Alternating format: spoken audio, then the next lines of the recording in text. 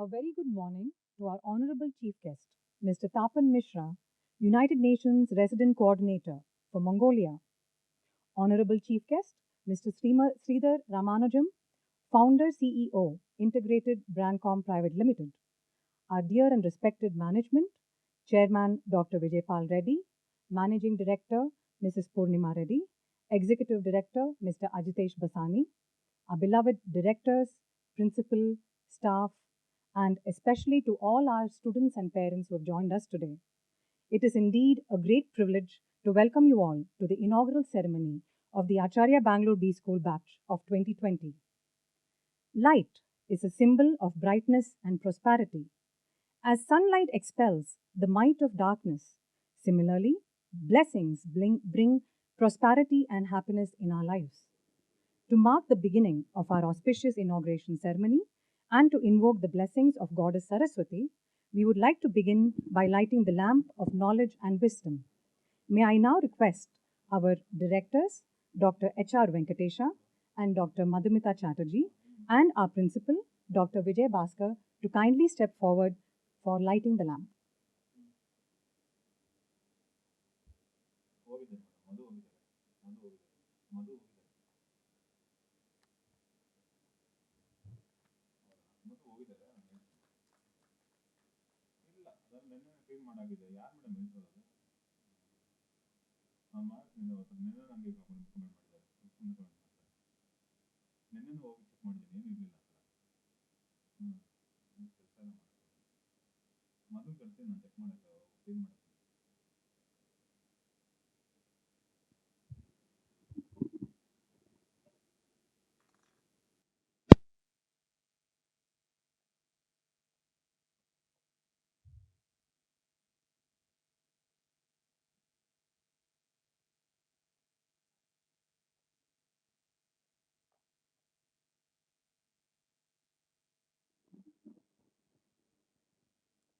Thank you, ma'am. Thank you, sir.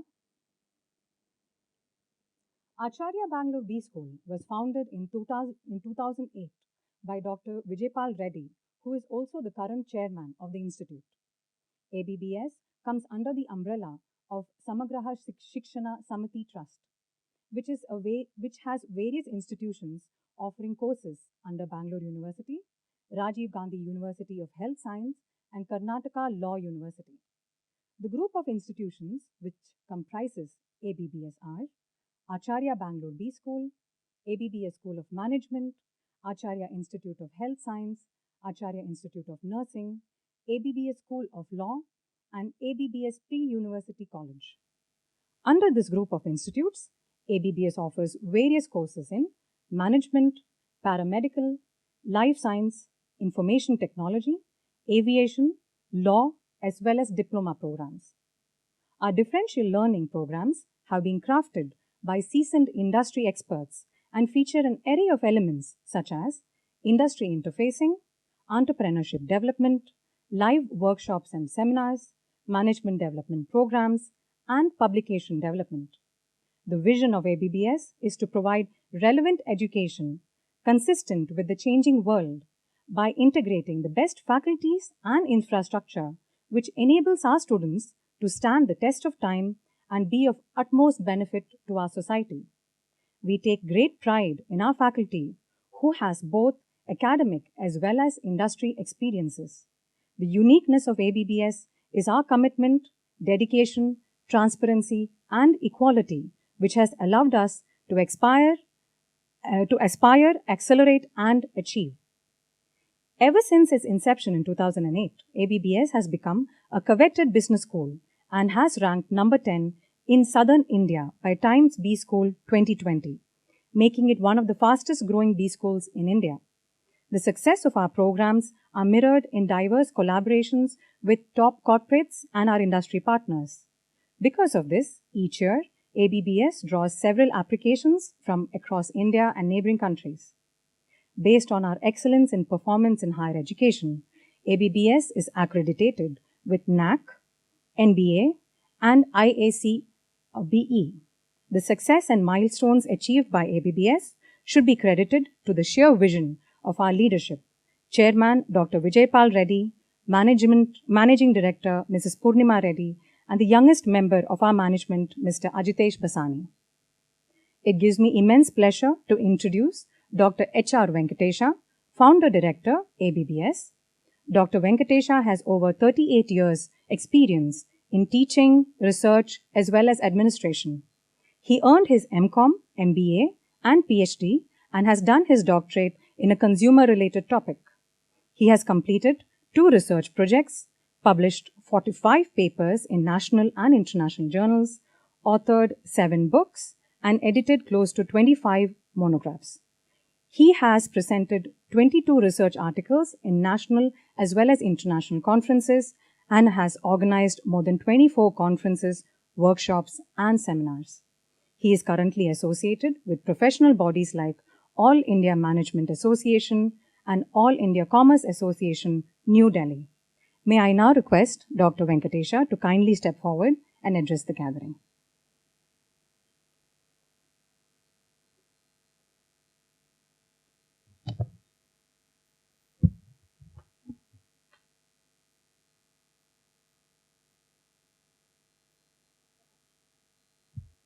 Good morning, dear students who are online, my colleagues sitting off the dais, and my peers sitting on dais with me. This is a great day for ABBS.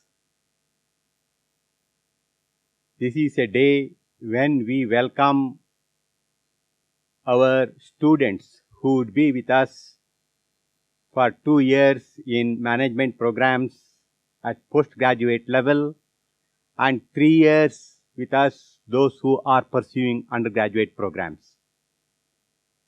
When it comes to ABBS Acharya Bangalore B School, we have been heralding nurturing the future as our punchline for many years. We want to nurture the future leaders. And today our punch words are aspire, accelerate, and achieve. To aspire, accelerate, and achieve, we want to prepare tomorrow's leaders. Believe you are entering the portals of one of the best B schools in the country. As my colleague Niti has just now spoken to you, we are one of the B schools which prepare tomorrow's leaders.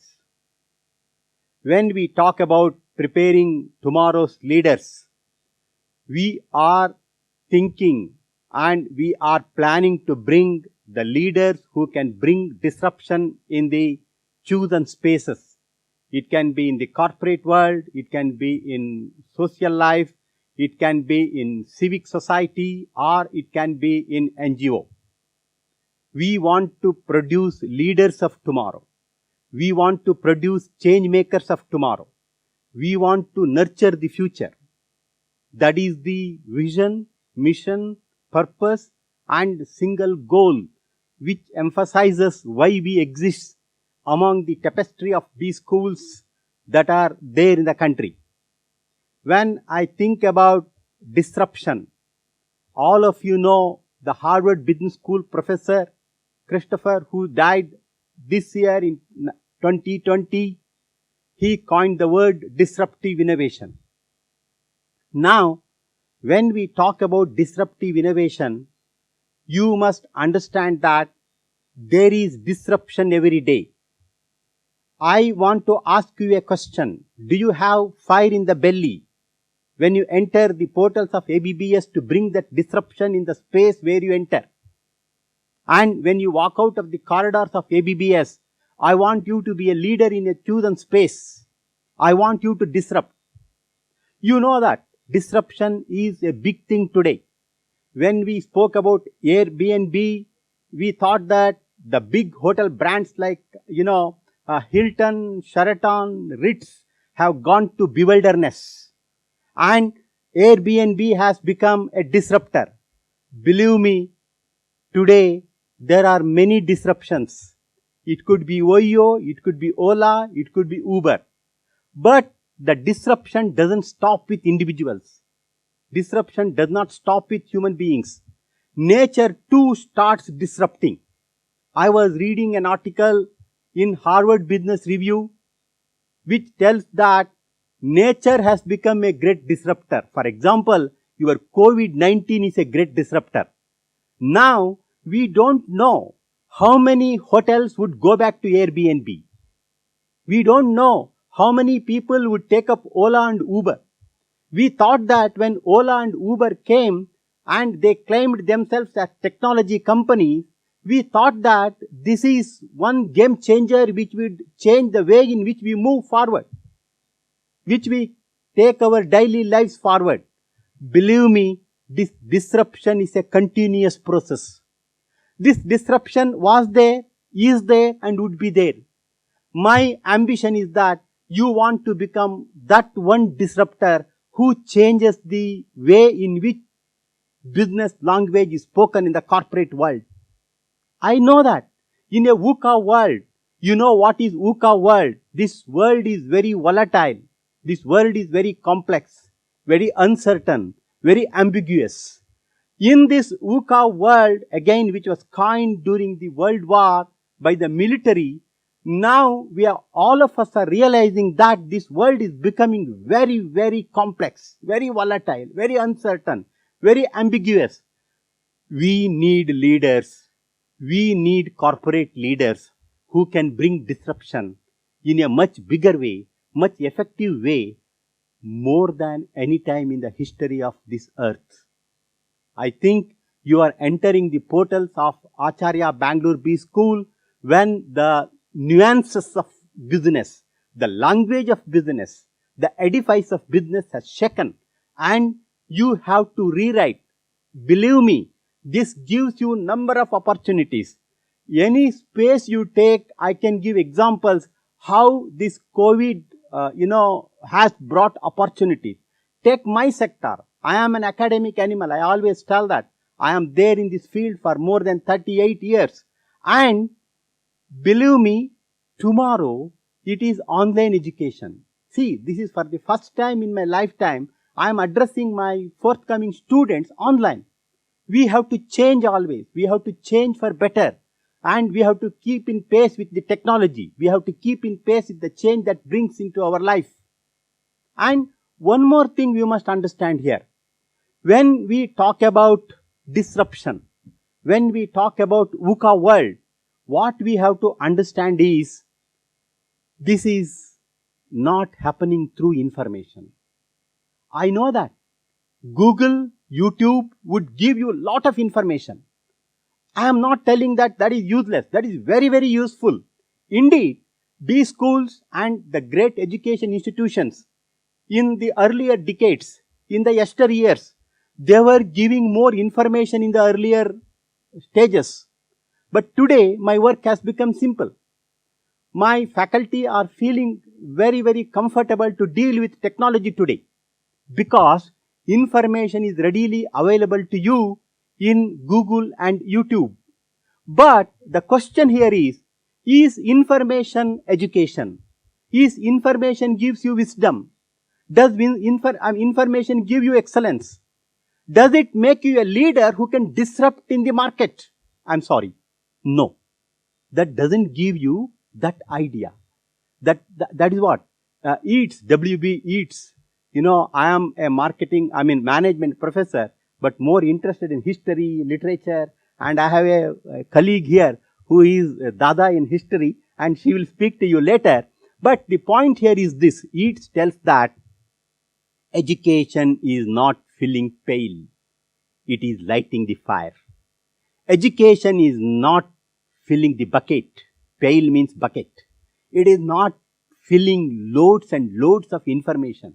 It is not knowing, who is born in what year and what is his name and where he is born, who is the CEO of X company, who is CEO of Y company. Yes, this information is essential. I am not telling that information is not essential. But what it tells is education is not filling the pail. It is not filling the bucket. It is giving a spark. My question here is, are you ready to receive this spark? Are you ready to receive that spark which brings disruption? Do you have an idea? Do you have that fire in your belly to excel? There are hundreds of B schools in the country, and many go to Australia. Many go to United States of America. I had the privilege of going to many universities in United States of America, in Japan, in China. Believe me, one of the universities, one of the country where MBA program is very rigor is India. What we teach here is not taught in many parts of the world. The rigor of MBA, what you find in India, you don't find in many other countries. The question here is this. The question here is, education is not getting information. It is getting spark. That is what it tells. Education is not filling the pail. It is giving a light. It is giving a spark to you. Our agenda is giving a spark to you. Our agenda is to make you a thinker. Our agenda is to make you a disruptor of tomorrow, a leader of tomorrow. To make this, I was reading a great book called, written by Marshall Goldsmith. What you brought here will not take you there. What has brought you here will not take you there.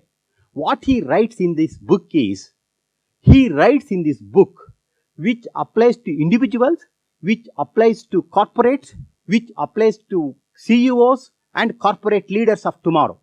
What brought you here will not take you there. That means when Marshall Goldsmith, a great, executive curator, a management consultant, guru to many corporate gurus, he tells that it is not that what you have learned so far has brought you here. Don't think that this will take you there where you want to go. I repeat this. This applies to you also. You have done engineering, you have done PU, you have done BCom, BBM, BCA, or some of you have done your 12th standard. You are entering the graduation school. Believe me, the way in which you have learned has brought you to here, has brought you to one of the best B schools in the country, Acharya Bangalore B School. Please don't think that this will take you there. This will take you there in the pinnacle, in the top of the corporate world. I'm sorry, because world is changing.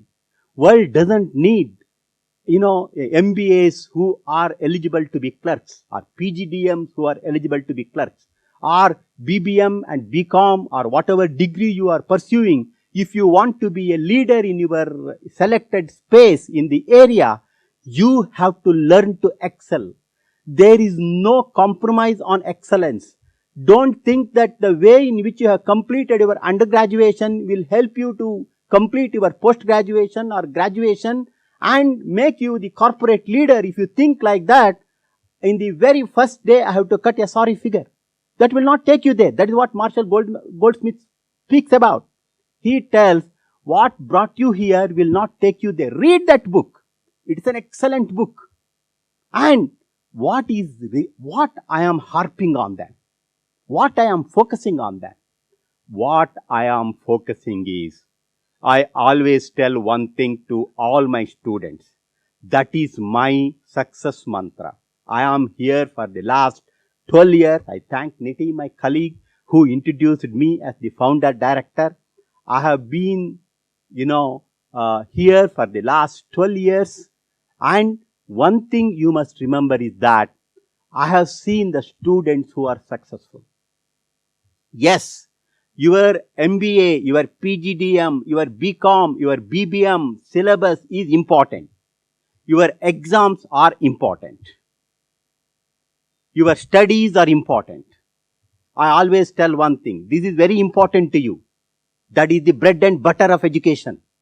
But that will not take you there where you want to go. If you want to go there, the icon, that the pinnacle, the top, it will not take you there. What takes you there then? What takes you there is, that is what I was telling you, you have to be a disruptor.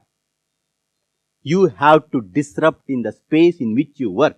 You can become an entrepreneur tomorrow, or you can become an intrapreneur tomorrow. Intrapreneur is a person who implements new ideas in a company and executes it and visualizes that and dreams it and gives fruit to the organization which he works. You can be an entrepreneur, you can be an intrapreneur, or you can be an employee. But one thing you must remember is this, that is, wherever you work, you have to take the brand of ABBS, because we prepare tomorrow's leaders. Nurturing the future was our tagline for many years. And to do that, it is not just enough what your textbook, gives information to you. What is required is you have to be a leader of tomorrow. For that, I have few mantras. Few of my mantras are, believe me, I have live projects. Can you go to the corporate and put your hands into operations there, and can you learn the nuances of the business? I have TEDx here. Can you become member of TEDx and actively work in the TEDx? I have Toastmaster here. Can you work in the Toastmaster and improve your communication and leadership abilities? I have clubs here. It can be marketing club, it can be HR club, it can be finance club. Can you be active member of these clubs, and can you learn the, nitties and gritties of the different functional areas? I have startup incubation center here. My colleague Syed takes care of that.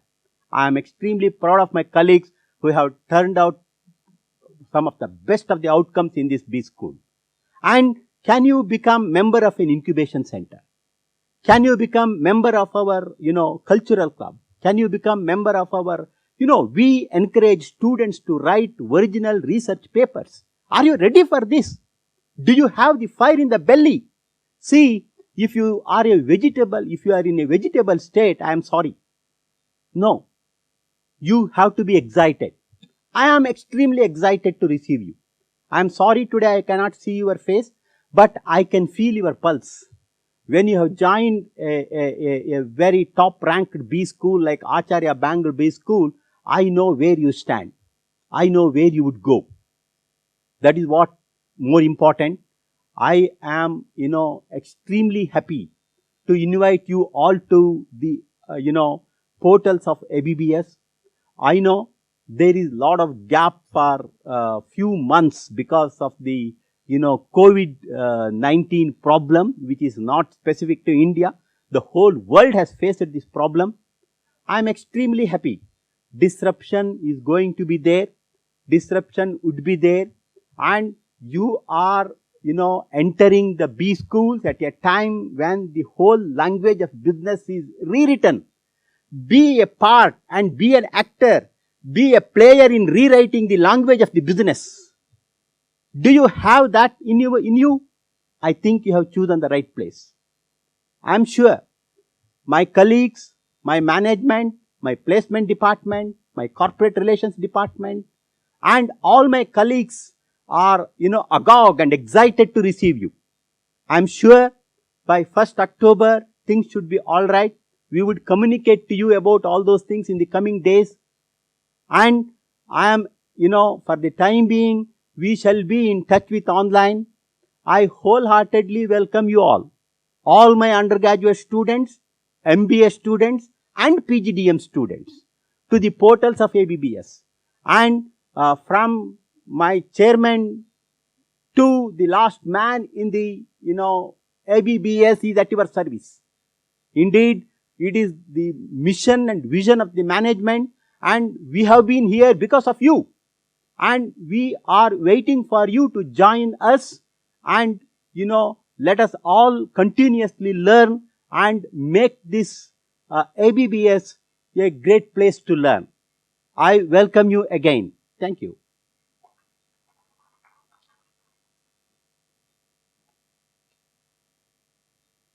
Thank you, Dr. Venkatesha, for your lovely speech. And I think it was lovely that you touched upon the new VUCA world with the COVID situation that's happening. And like the director rightly said, Just your textbook knowledge is not going to be enough. You should be more agile. You should be more flexible to learn out of projects, out of anything that comes your way in ABBS. So thank you so much, sir, for your speech and for welcoming our students. It gives me great pleasure to introduce next Dr. Madhumita Chatterjee, Director, ABBS School of Business Management, Bjdm program. Dr. Chatterjee has a rich academic career of over 2 decades and specializes in organizational behavior and human resource management. She has worked extensively in areas of corporate social responsibility, corporate governance, and business ethics. She has earned her MA and MBA with university rank and gold medal and has also completed her PhD.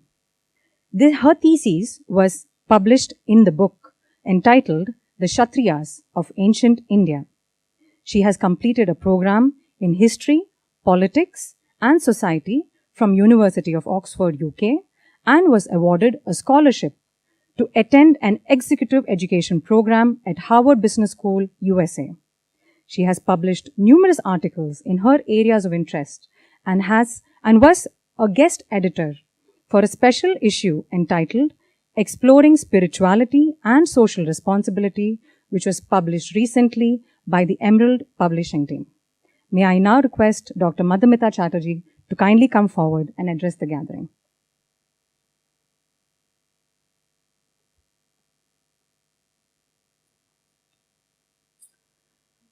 Thank you, Niti. A very warm welcome to all our dignitaries, my colleagues on the dais, my faculty and staff members who are off the dais. It's a great day today, but a more warm welcome to the new batch that is entering the ABBS portal. It is my personal welcome to all of you who have come here and joined our institution. I personally welcome you to this portals of ABBS, to our MBA program, to our PGDM program, and to our undergraduate program. This is your day, and everything that I'm going to say today is about you. You have come here with an intent to achieve something, and I'm sure all of you are highly excited, and so are we. Today, the world may be undergoing a huge pandemic, a disaster, which we have never experienced before. But can it snuff out the resilience and the life factor of human beings? It has not. And that is why today we are as excited to meet you online as we would have been offline. So I again welcome you to this portal. This is your exciting day. Why? Because you are trying to find out what is the institution all about. How would my friends be? In fact, I was listening to some of your chats when, we were trying to connect to you. And you were asking, where are you from? Are you from Madras? Are you from Jharkhand? Are you from Bengal? See, this is the excitement. And we are all looking forward to this excitement. You want to know what are the facilities? How will my hostel be? And just wait. You'll be here in October, and all this inquisitiveness has to be kept alive, because that is the breath of a great professional life. The word education comes from the Latin word educare, which means to lead out. And in this place, in this great institution, you're going to get knowledge, you're going to get skills, and you're going to get habits of the mind, which will actually prepare you to take forward your professional and personal life and also interact in the community. It is very important that we must learn to interact with the community. Without a community interaction, the world cannot survive. And the pandemic has taught us that. Pandemic has taught us how important cooperation is versus competition. I know management education teaches you competition, tells you it is all about becoming better than the other, but I feel survival of the fittest is a jungle law and actually doesn't fit into a society. Why? Because the lion hasn't learned to make a fridge and keep all the deers that he wants to eat through his life. But we as human beings have learned to do that. And therefore, we have started aggrandizing and taking things to ourselves. And today, nature has given it back to us. So we have to learn as tomorrow's professionals how to take everybody together. That is our job.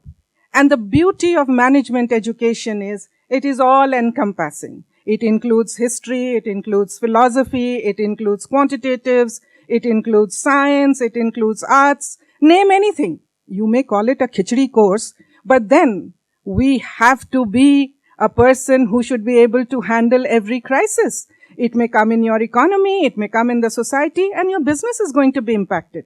Look at it today. Can anyone see the virus? No. Do we know where it came from? No. Is it impacting only the society? No. Is it impacting the economy? No. Is it impacting everything? Yes. Even your personal lives have been impacted. So how should a manager respond? How should a professional respond? And that is what we are going to teach you in ABBS. Whichever course you join, you are going to be taught by the most talented faculty that are there. The faculty will be your guide, will be your associate. They will open your new doors for you. And as Professor Venkatesh has already mentioned, we have a number of co-curricular and extracurricular activities that actually help you to develop these skills. We have industry internship in Bjdm for more than 4.5 months. We have mandatory research papers that you need to write. You have a campus to community project where you go out and actually offer solutions to the community and find ways of resolving them. We have a great Mahatma Gandhi Center of International Research for Conflict Prevention and Management, which teaches you how conflicts can impact business. We are also members of the South Asian Disaster Research Institutions Association. So you have a whole lot of, paradigms in front of you where you can excel and where you can choose which line you would like to follow. That is the beauty of management education. It gives you an array of opportunities. It helps you to move in the direction that you would like to move. I know when you come to an institute, you tend to only mix with your people, but I would encourage you, go out into the Bangalore city, go out into the community. That's important. You have come to Bangalore. You must know what Bangalore is about. What about the community around your institution? Because that is what is human growth.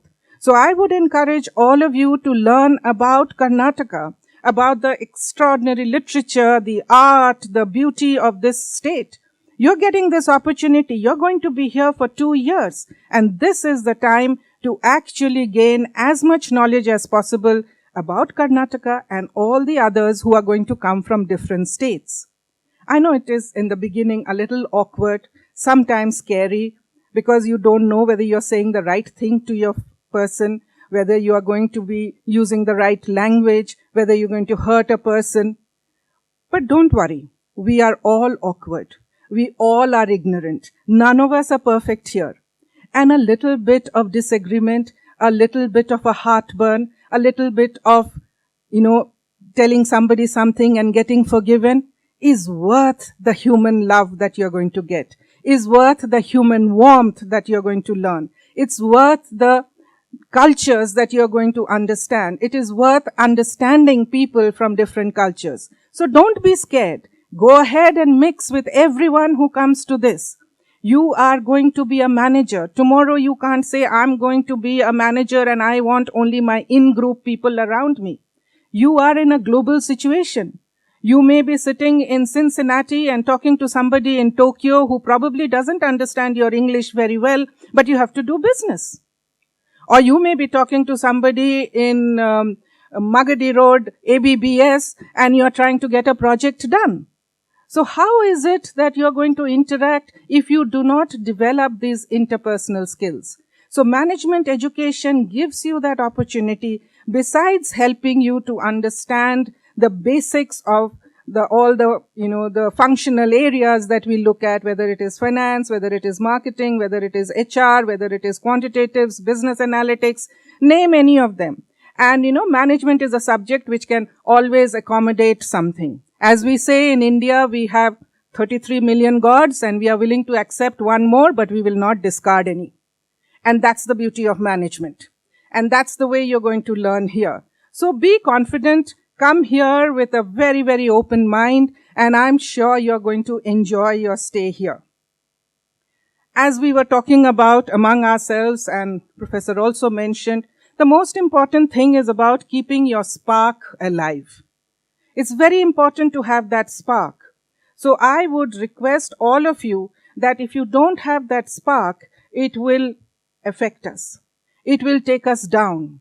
And that is not something we can afford at this juncture of our life, because you are starting one of the most beautiful parts of your life in a college. You're going to make the best of friends. You're going to interact with industry experts. You're going to meet the best of the faculty. And at this point, you need to have that urge to learn, that whole inspiration and the aspiration to move ahead. So how will we nurture this? How will we keep this spark alive? Let us not try and value everything in terms of money. It is not about earning money. It is about how you're earning money and how you're spending money. That's important for a business. And that's what you're going to be taught. But more than that, the inner aspect, the fact that it is not about money is very, very clear to us. Otherwise, Steve Jobs wouldn't have gone beyond iPod. He made enough money. He didn't need anything. So what drove him? Innovation. Similarly, you have to see that what is it that is your passion? What is it that is going to take you to that pinnacle? And let me tell you, a 1-hour lecture in a class or one assignment submitted doesn't take you there. It's about your trying to get that passion into you and actually pestering your faculty, pestering industry experts, asking management for grants, bothering the directors like us that I want to do this, show me a path. That is what is important for you to become the great professional that you're going to be. Your professional life, your personal life, and your interaction in the society have to be nurtured by you. And that is what will keep the spark alive, because from every angle you'll get a challenge. And challenge will keep peeping into your life. You can't say, now I'm settled. I can't say that. Both my kids are doing well, they are settled. And I thought once they get a job, I'll be happy. I am happy, but there are still more challenges that are there around the line. You ask your parents. They are happy that you have come to the masters. But have they relaxed? No, they haven't. Similarly, you can't relax because you have given them a promise. You are coming to the Management Institute to go back and give them that hand-holding that they require at that age. Please honor their trust.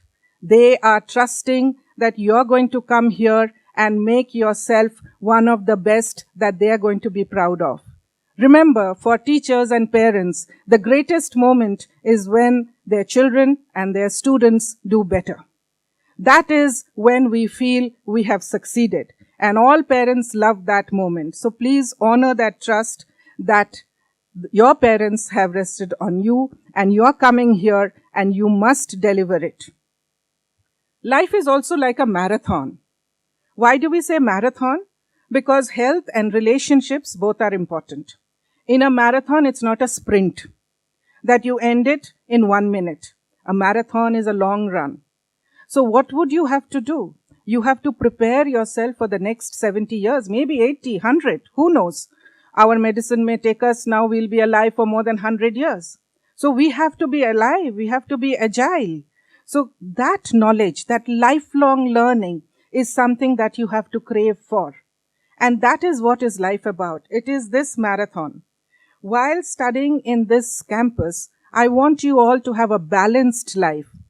A balanced life meaning what? Not only getting into the books and not looking at anything else, and not only doing everything outside and not looking at the books.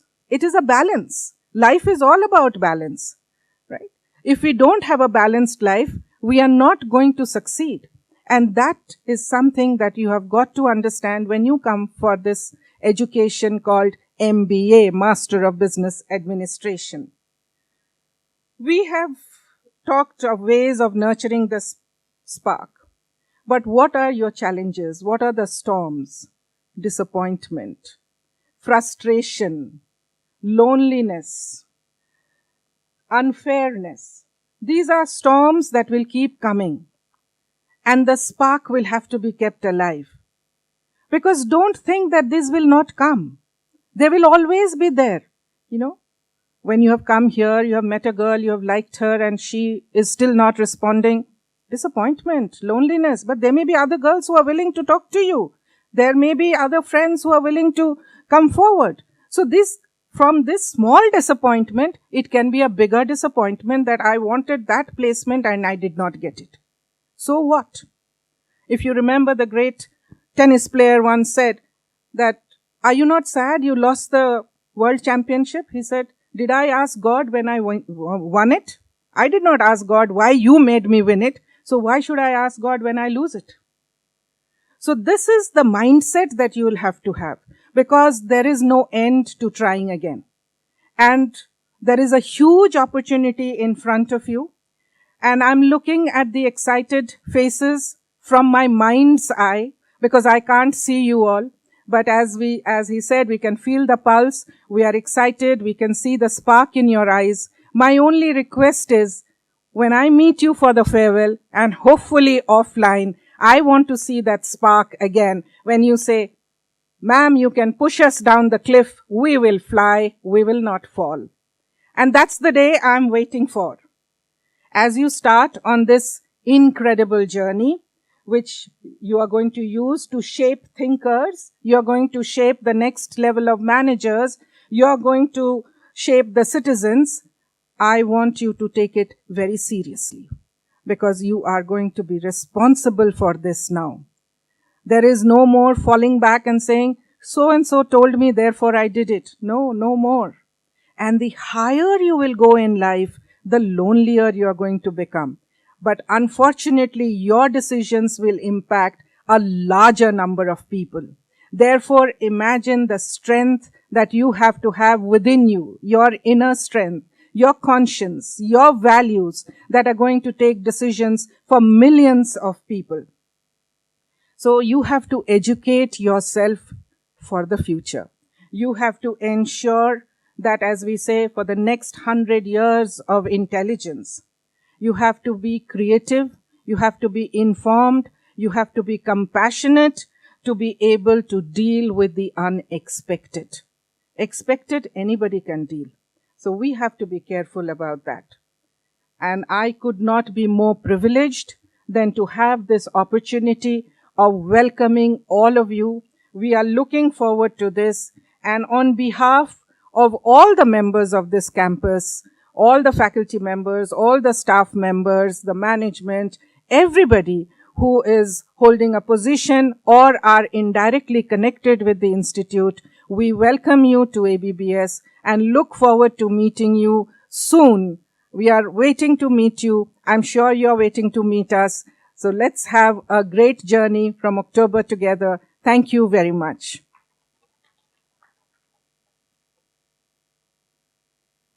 Thank you, ma'am. Thank you for such a motivational speech. It was lovely to hear from ma'am what are the ingredients that goes into a management course, the importance of having a spark when you're doing such a multidimensional course, so to say, and the challenges that you could face while you have to still nurture the spark and how you can overcome it. That was truly motivational, ma'am. Thank you so much for sharing that knowledge. Next, it gives me great pleasure to introduce Dr. Vijay Bhaskar, Principal ABBS.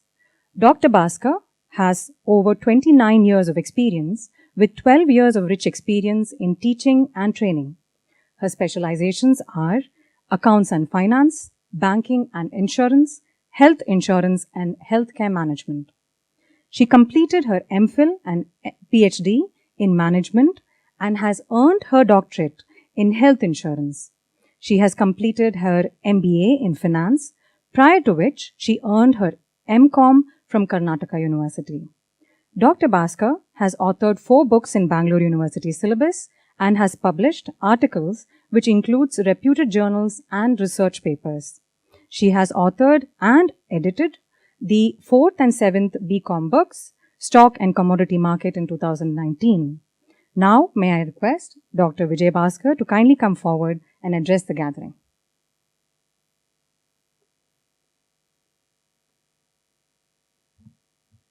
Thank you, Niti. Good morning to all.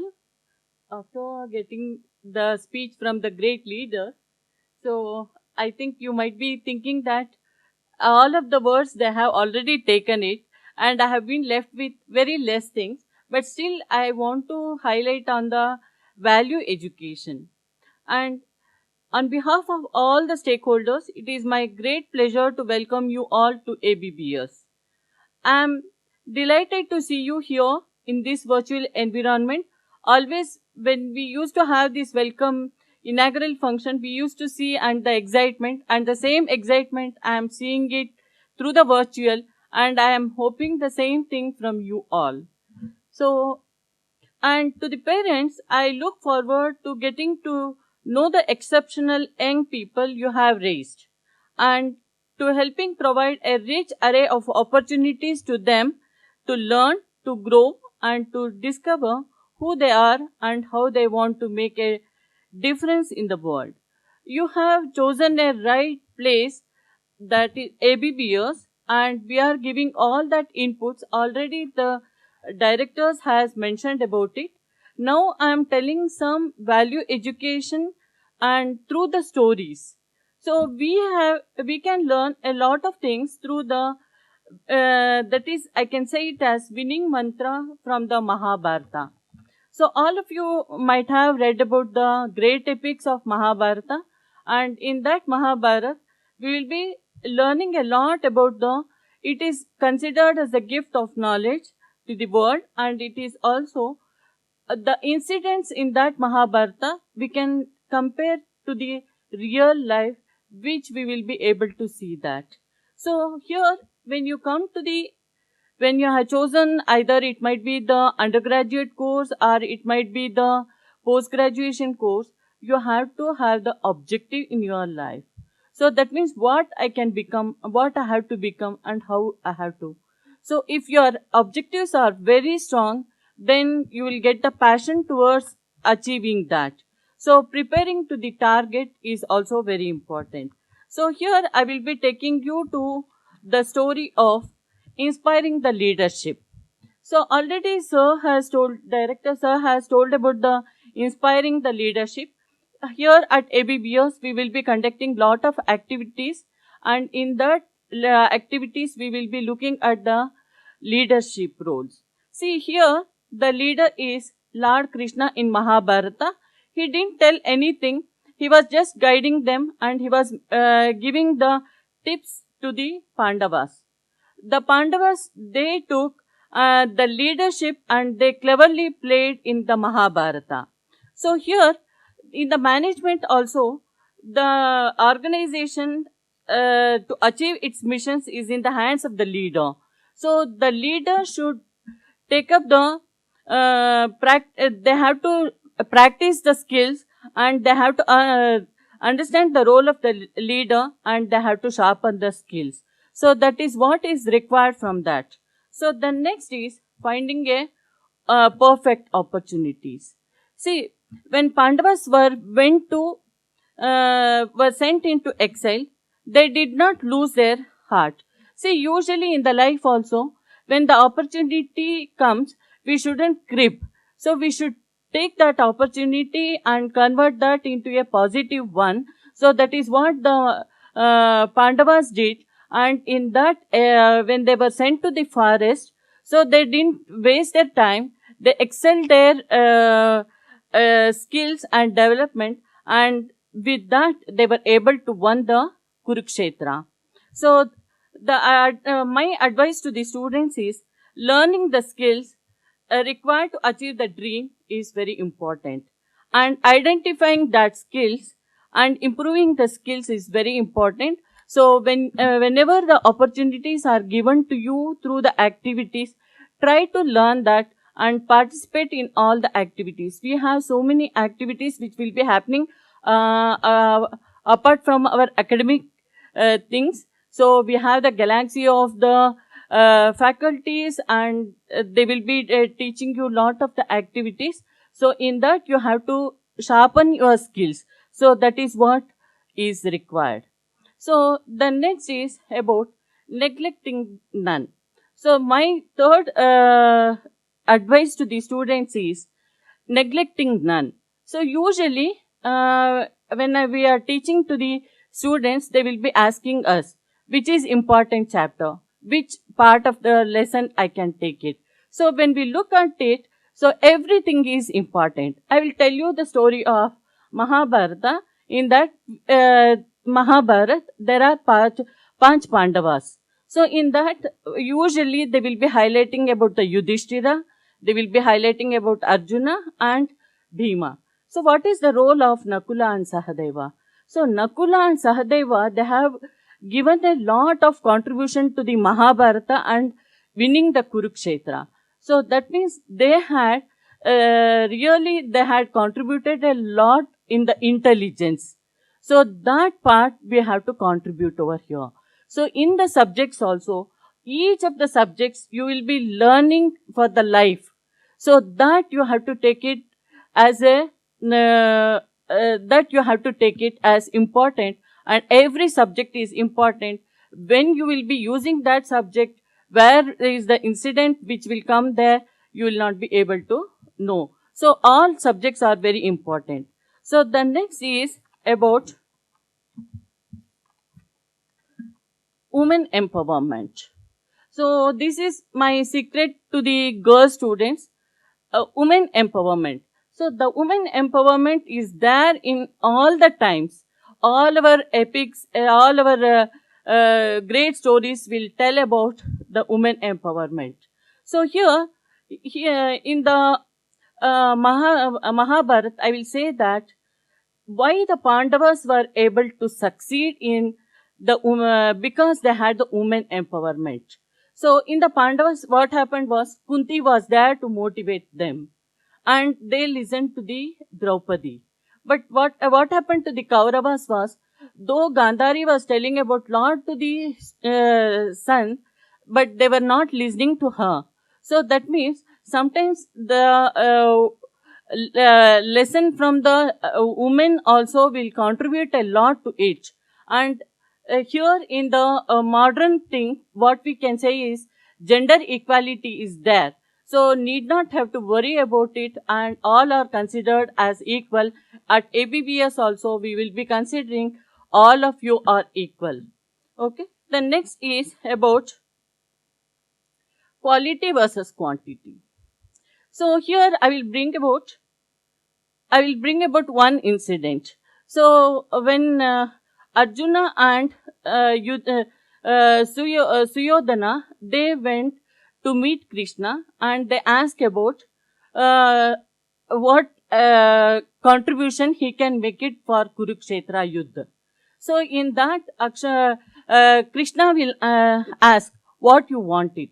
So for that, Arjuna will say, Krishna, if you are there in my side, that is more than enough. Krishna, when he gives that, Akshohini Sainya is there.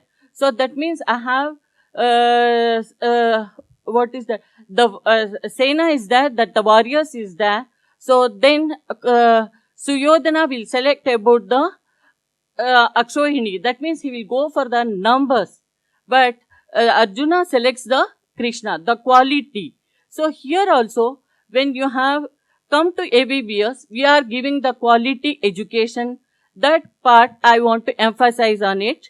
And again, I want to tell about whenever you are talking, whenever you are going through your academics part, always look to the quality. So what I will be able to impart to it. So that's how you will be able to contribute a lot into it. So the next is about networking. So the networking is very important. So it will help in all the time. So this is how we are in the pandemic situation also. This networking and all those things, the computers, the advanced technology has contributed a lot. So in the Mahabharata also, it was like the networking helped them that the Pandavas, when they had the good networking, they got the good friendship. So they got the good leaders into their group. But the Kauravas, they were not able to, because they got only Shakuni. Shakuni was always, he was talking about the evil. So here again, when I talk about the networking, I will tell about whenever you are making the friends, you try to make the good ones. So that will help you to take you to the higher level. That's how you have to be. When you come to the place, so you have to see what is my objective, what is my passion, so where I will be. So based on that, you try to be in the good, so definitely, and you will be able to succeed. And you have to, suppose if the student is, if other friend is also not in that direction, you have to bring him into the track. So that is how you have to bring the value for it. So the next part is the self-defense qualities. You are coming to the new, that is graduation, and you might be coming to the post-graduation. I wanted to tell you some tips about the self-defense qualities. In that, always you have to be kind, you have to be humble and all that.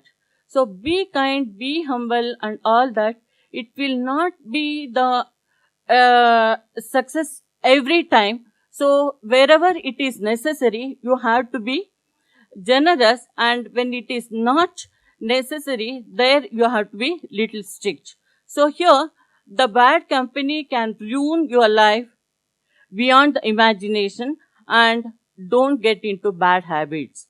So that is what I want to stress upon the point. And the next is about unconditional support, and loyal friends can take you places. So many times the students will be doing the group studies and all those things. So if you are doing the group studies and all those things, you have to choose the right person. If you are taking the right group, right people with you as friends, then you will be able to achieve it also. So that is what I wanted to tell. The next is about, you have to learn about every skills. So that means it might be the household chores, or it might be cooking, cleaning, and actually anything you have to learn. When you learn all these things, you will be learning the whole of the management, I can say it as. So there you will be like looking for the planning, organizing, everything you will be learning. So these are the skills we'll tell about the management skills. The next is, you need to fight for what you think belongs to you. So if you are right and if you are doing in the right direction, definitely you can fight for it. So that means you have to always go in the right direction to achieve the things. And being too emotional can be a bad idea. So here I want to bring Dhritarashtra's story. Dhritarashtra, he was a blind, and always his inner mind, always it blocked him. So that is why he was always used to be thinking about the bad. So that is why his emotion was also bad. So that also contributed to the unsuccessful in the Kurukshetra, I can say it as. The next is, learning throughout the life is the best gift you can give yourself. Here, Arjuna, I am taking the example of Arjuna. He grasped whatever came his way. So here I want to tell about, there are lots of opportunities in this. We have the digital platform, we have lot of scope, and you can learn lot of the courses side by your courses. So when you are doing BCom, you will be able to do, and we have you can do the certificate courses, the value added programs. So like that you can add value to the education, then it will have more value when you come as a complete product, I can say it as. So the next is about, half knowledge can be more dangerous than no knowledge. Here, you might be thinking that whom I am telling about. So here I am talking about Abhimanyu. Abhimanyu, he went into Chakravyuha.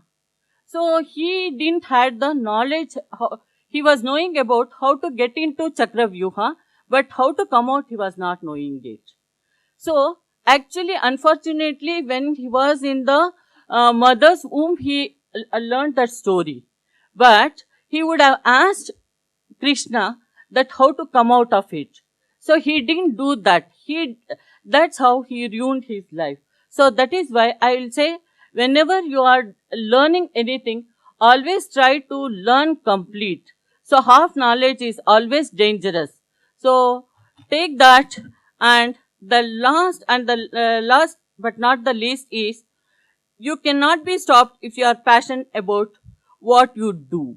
Here I want to take about the Ekalavya. Ekalavya story, he was stopped. He was not considered as a student and all that. But his passion did not stop. So what he made was, he made the Pratime. So he made the idol of Dronacharya and learned archery. So that means, if you have the passion to learn, definitely you will be able to win. So the last one is about a good strategy is what you need to sail your boat.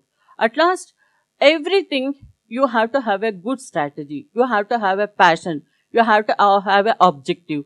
So all those things will take you to a higher level, and you will be able to sail the boat. Whatever might be the situation, you will be able to win. So when we see that the students are getting usually in case of the UG students, they are getting exemplary, outstanding and all those things. I always say that if your objective is clear, if your passion is there, definitely you will be able to achieve. So with this, I once again welcome you all. So this might be the virtual way we are welcoming you. And when you come to the campus, definitely we are eagerly want to see you all. And thank you very much. Thank you for giving me. Thank you, ma'am. Thank you for sharing those insights on the Mahabharata and how we can associate that with our daily life here, especially as management students as they come on board. Thank you so much, ma'am. Next, it's a great privilege to introduce our youngest member of the management, Mr. Ajith Basani, our Executive Director. Mr. Ajith Basani is the Secretary of the Samagraha Shikshana Samiti Trust, as well as the Executive Director at ABBS. He has completed his bachelor's in engineering with a master's in sustainable energy from Santa Clara University, California. He drives the strategic fund of ABBS and also operates the digital engine here. He currently spearheads innumerable activities in ABBS across all platforms. Alongside the digital portfolio, he also overlooks collaborations with foreign universities and has orchestrated several long-standing student and faculty exchange programs, as well as international conferences and research alliances. With this short introduction, I would like to request Mr. Ajith to kindly come forward. Thank you so much, Niti ma'am. Firstly, a very good morning to all the dear students who will be joining us shortly in October. 2020, what a year it has been, right? So much confusion, so much disruption, so much of changes that we have seen affect our lives, day-to-day lives, the way we operate, the way we do things. They keep saying it is the new normal. But the thing is, we don't know how long this will last. Till then, what we do is we adapt. That's what we have been doing for millions of years. That is what has kept humans like us survive. This is what has kept the race go on and on. Whatever the situation is, good or bad, we have learned to adapt. And we will continue to do the same. Firstly, I'd like to thank our dignitaries. We have over 100 years of experience right here on the dais, so they have already shared a lot of their wisdom. I don't have much to say, much to add. The only thing is, I welcome you all. I look forward to meeting you all in person because I feel that you will be a batch that is a little different from the rest. You will follow different rules. You will be a special batch and you have made the right choice. In this time of disruption, what you have not done is you have not stopped learning. And we encourage you to continue your learning. And at ABBS, I don't think there is a better time to learn than 2020. So we look forward, and I welcome you all once again to our campus in the next month. Thank you so much, and we have some really good speakers coming forward, so I'll leave the dais to them. Thank you.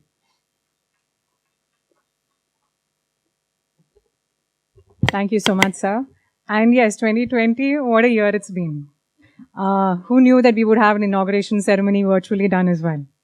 So next, without taking further time, I would like to now request Dr. Anandita Chakrabarti, Associate Professor, Bjdm Department, to kindly introduce our chief guest, Mr. Tapan Mishra, United Nations Resident Coordinator for Mongolia.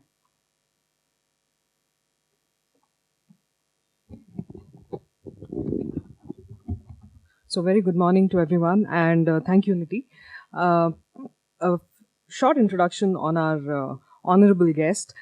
Shri Tapan Mishra has taken over his role as the United Nations Resident Coordinator, UNRC, for Mongolia in September 2019. As UNRC, the highest ranking representative of the United Nations Development System in Mongolia, he has been designated by the UN Secretary General to lead the UN country team in coordinating operational activities for development in the country. Before this post in Mongolia, Shri Mishra served as the UNRC in the Democratic People's Republic of Korea from 2015 to 2019. Shri Mishra first joined the UN system in 2003 as the UNDP Learning Advisor and Deputy Chief of the Learning Resources Center in the Office of the Human Resources. Okay, thank you. First of all, thank you for the very wonderful introduction. It seems for me that it's been quite a journey, and I began with, like you, a student. So I don't know if Dr. Madhumita Chatterjee, the director of ABBS, is there. She's the one who invited me, respected professors and staff of the school, and my dear students, especially those joining this batch of 2020. Thank you for the opportunity to speak at this special induction event, which gives me immense pleasure and a privilege to reflect and provide some perspectives at such a crucial stage of your life as you enter into a new threshold of a new world in the unprecedented and uncertain times. As I was introduced, I'm Tapan Mishra. I'm currently serving Mongolia as the resident coordinator, and I'm leading the United Nations country team in Mongolia.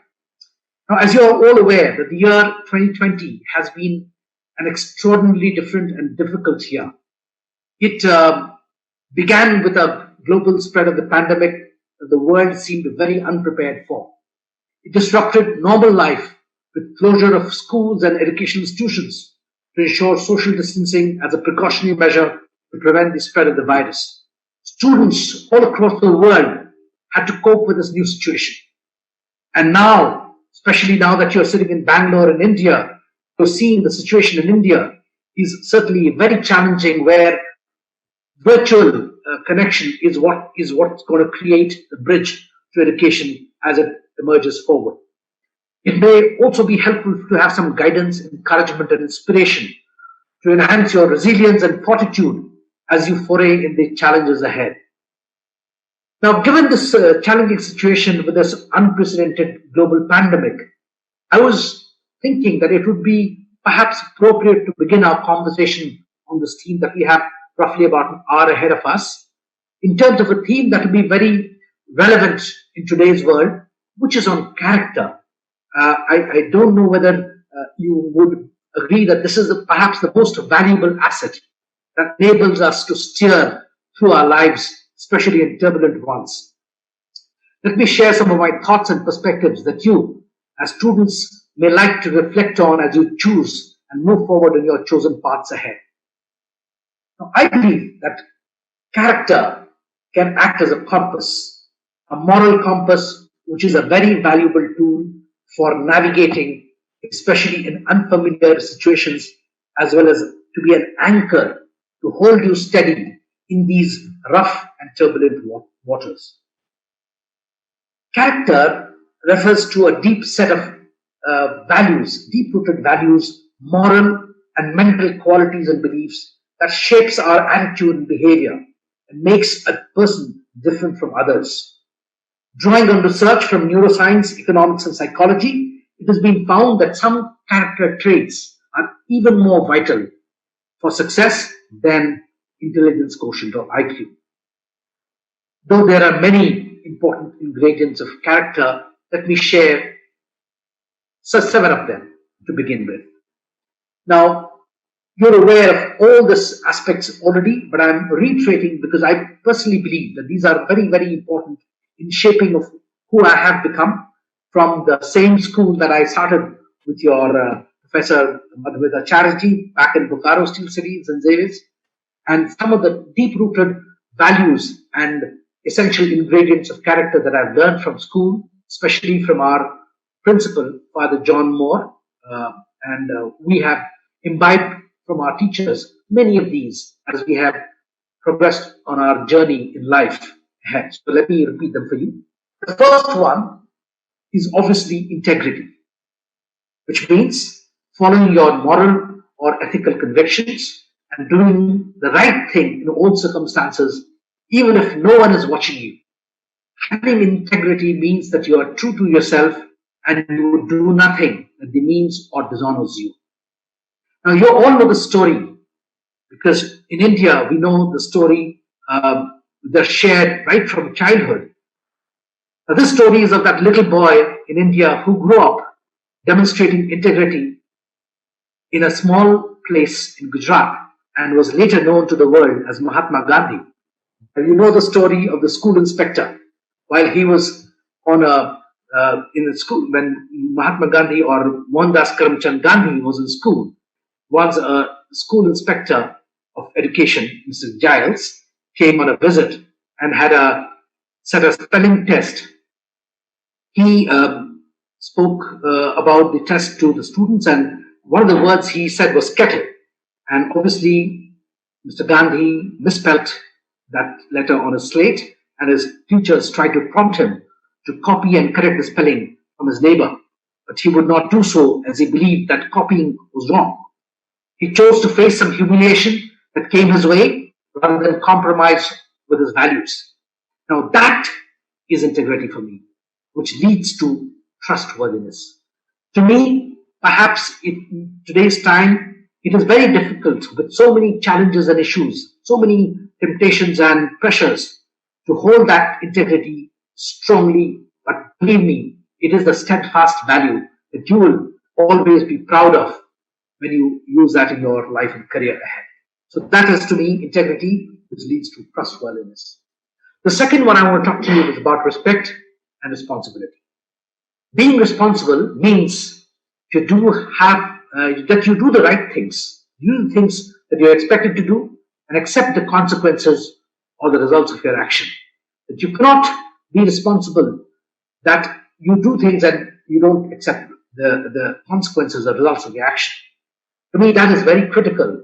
If you interpret the word responsibility, it is your choice that you make.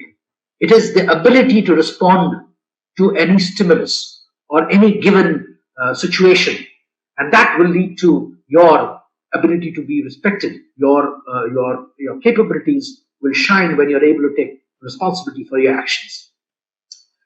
The third area that I would like to dwell on is about something deeper that requires deep understanding, empathy, and showing kindness and caring and a willingness to support others, which is the value of compassion. Now, that is a very integral part of your character, that unless you care, especially for those who are less privileged, who are less fortunate, and who are in more difficult and vulnerable situations, those are the people that we need to demonstrate compassion for. Today, in the current world of COVID, the challenges are all around us. You've seen the challenges of the migrant labor in India, and when they were trying to go back to their own villages, what kind of challenges they had to overcome. And there are many people who come forward and demonstrated that compassion in a way that cares deeply for those who needed their help. And that's what I would say is an essential part of the character. The fourth area we'll talk about is about love and gratitude. The quality of being genuinely thankful is the readiness to show appreciation and for in return, kindness. Oftentimes we become so transactional, we become so contractual in our behavior that sometimes the deeper aspects of love and gratitude towards our family, our parents, our siblings, our friends, our teachers, all our peers and colleagues, those small acts of kindness, those small or big acts of kindness that we receive, we need to demonstrate that genuine appreciation, that genuine thankfulness, and therefore we in turn also offer that support and appreciation for those who offer us that. The fifth area I want to talk about is the courage of conviction. Now, character is easy to talk about, but the end of the most prime situation comes when you are faced with extreme dangers and difficulties. Now, when you face them without fear, or maybe even with fear, but the conviction that you are determined to do the best you can to overcome that challenges, to overcome those dangers and difficulties, is what enables you, is the courage of conviction. So that, I would say, is the fifth area of ingredient of character that I would emphasize upon. The sixth area I would talk about is about perseverance. Perseverance is about not giving up. It is about persistence and tenacity, effort required to do something and keep doing it till the end, even if it is hard.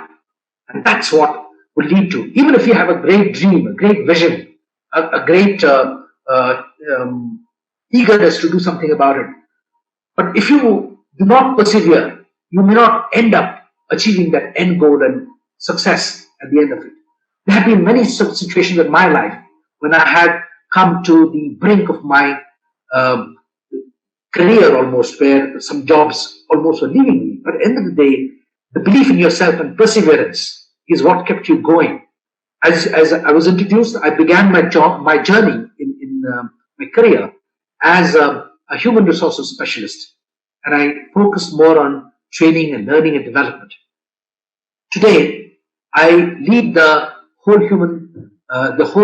UN country team in a country. Today, it's Mongolia. Before this, more than 4 years, I served in perhaps one of the most challenging duty stations in Pyongyang, the capital of North Korea, or DPR Korea. Now, to me, if I had not had the perseverance to pursue all those challenges, to do the best I could in the situation, we wouldn't have got the results that we did in achieving for the people who we were serving in the best possible way. So perseverance is very key too. Self-discipline is the seventh and the final one I will talk about in terms of character, which is the ability to control yourself, to work hard and to behave in a particular way without needing anyone else to tell you what to do. And that is very essential to keep you going, to have the perseverance, to have the courage of conviction, to have all the other compassion, the respect and responsibility, and the integrity I talked about. You need to create that self-discipline to be able to work in a way which will lead you to tell you what to do, and your inner conscience and your inner belief would take you there. So let me stop here in terms of talking about the character dimension. But just to let you know that to help you to navigate, let me remind you that the word character has 2 C's in it. In the word character, there are 2 C's. One stands for choice and the other C for consequences. Please do remember, living a life of good and strong character doesn't happen by chance, nor does it happen by circumstance. It happens by choice. Life's highway requires you to make choices, because if you don't know where you're going, how will you get there? One of our greatest philosophers of time, Aristotle, said that choice, not chance, determines your destiny, dreams, and values. When you are on a character, moral highway, you also need to be aware of the danger sign. Think carefully about the word danger, and you will see inside the word danger a word inserted without the word D is anger. which is also a very powerful emotion. A person of good character realizes that anger is only one letter short of danger.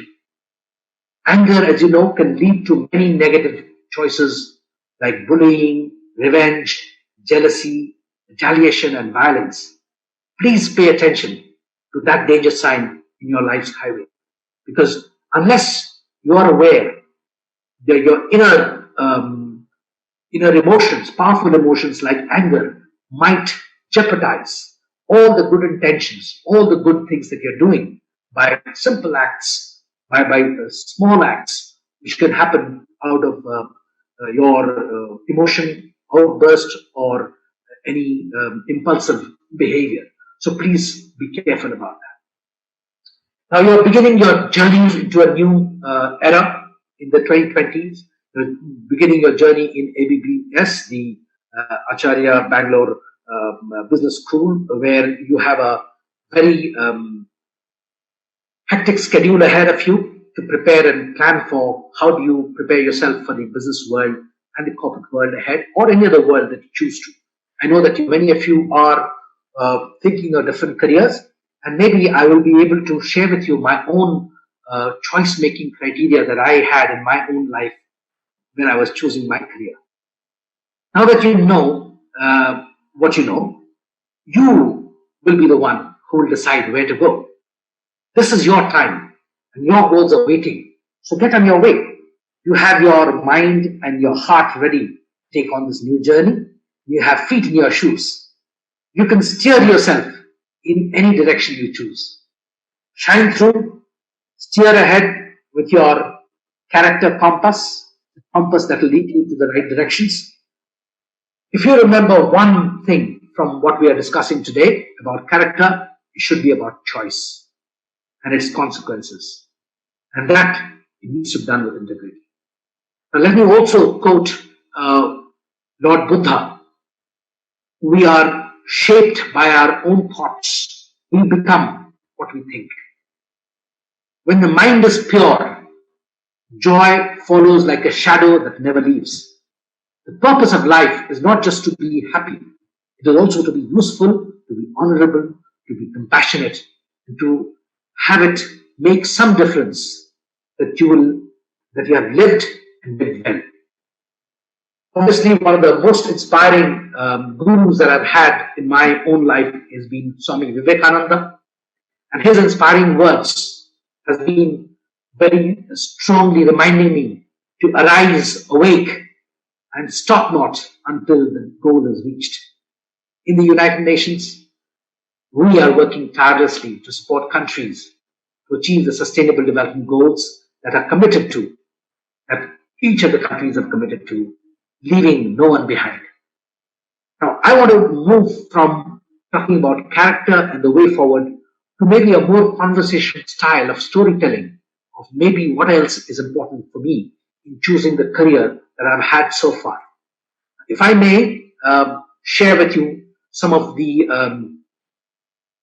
facets of my own journey, I would say that while the character and values have been key determinants of the journey that I've made so far, what I've done in my career so far, and as the lady who introduced me did talk about my journey, which began from a small city in Jharkhand, in earlier Bihar, in a place called Bokaro Steel City, in the St. Xavier School that we studied together. And I now can see Madhumita sitting in the corner there. Hello, Madhumita. I would like to say that we began our journeys together. And to me, some of those aspects of values and characters that I spoke about is very, very crucial and important. But in addition to that, it's also important that you also have the other V, the vision. And the vision is not just about the future that you want to build together. It's also a future is like a dream. And there was a man called Abraham Lincoln who said, "I have a dream." And that word dream became a kind of a most driving force for people. But the dream with commitment for action is what a vision is. A dream without commitment for action is a mere fantasy.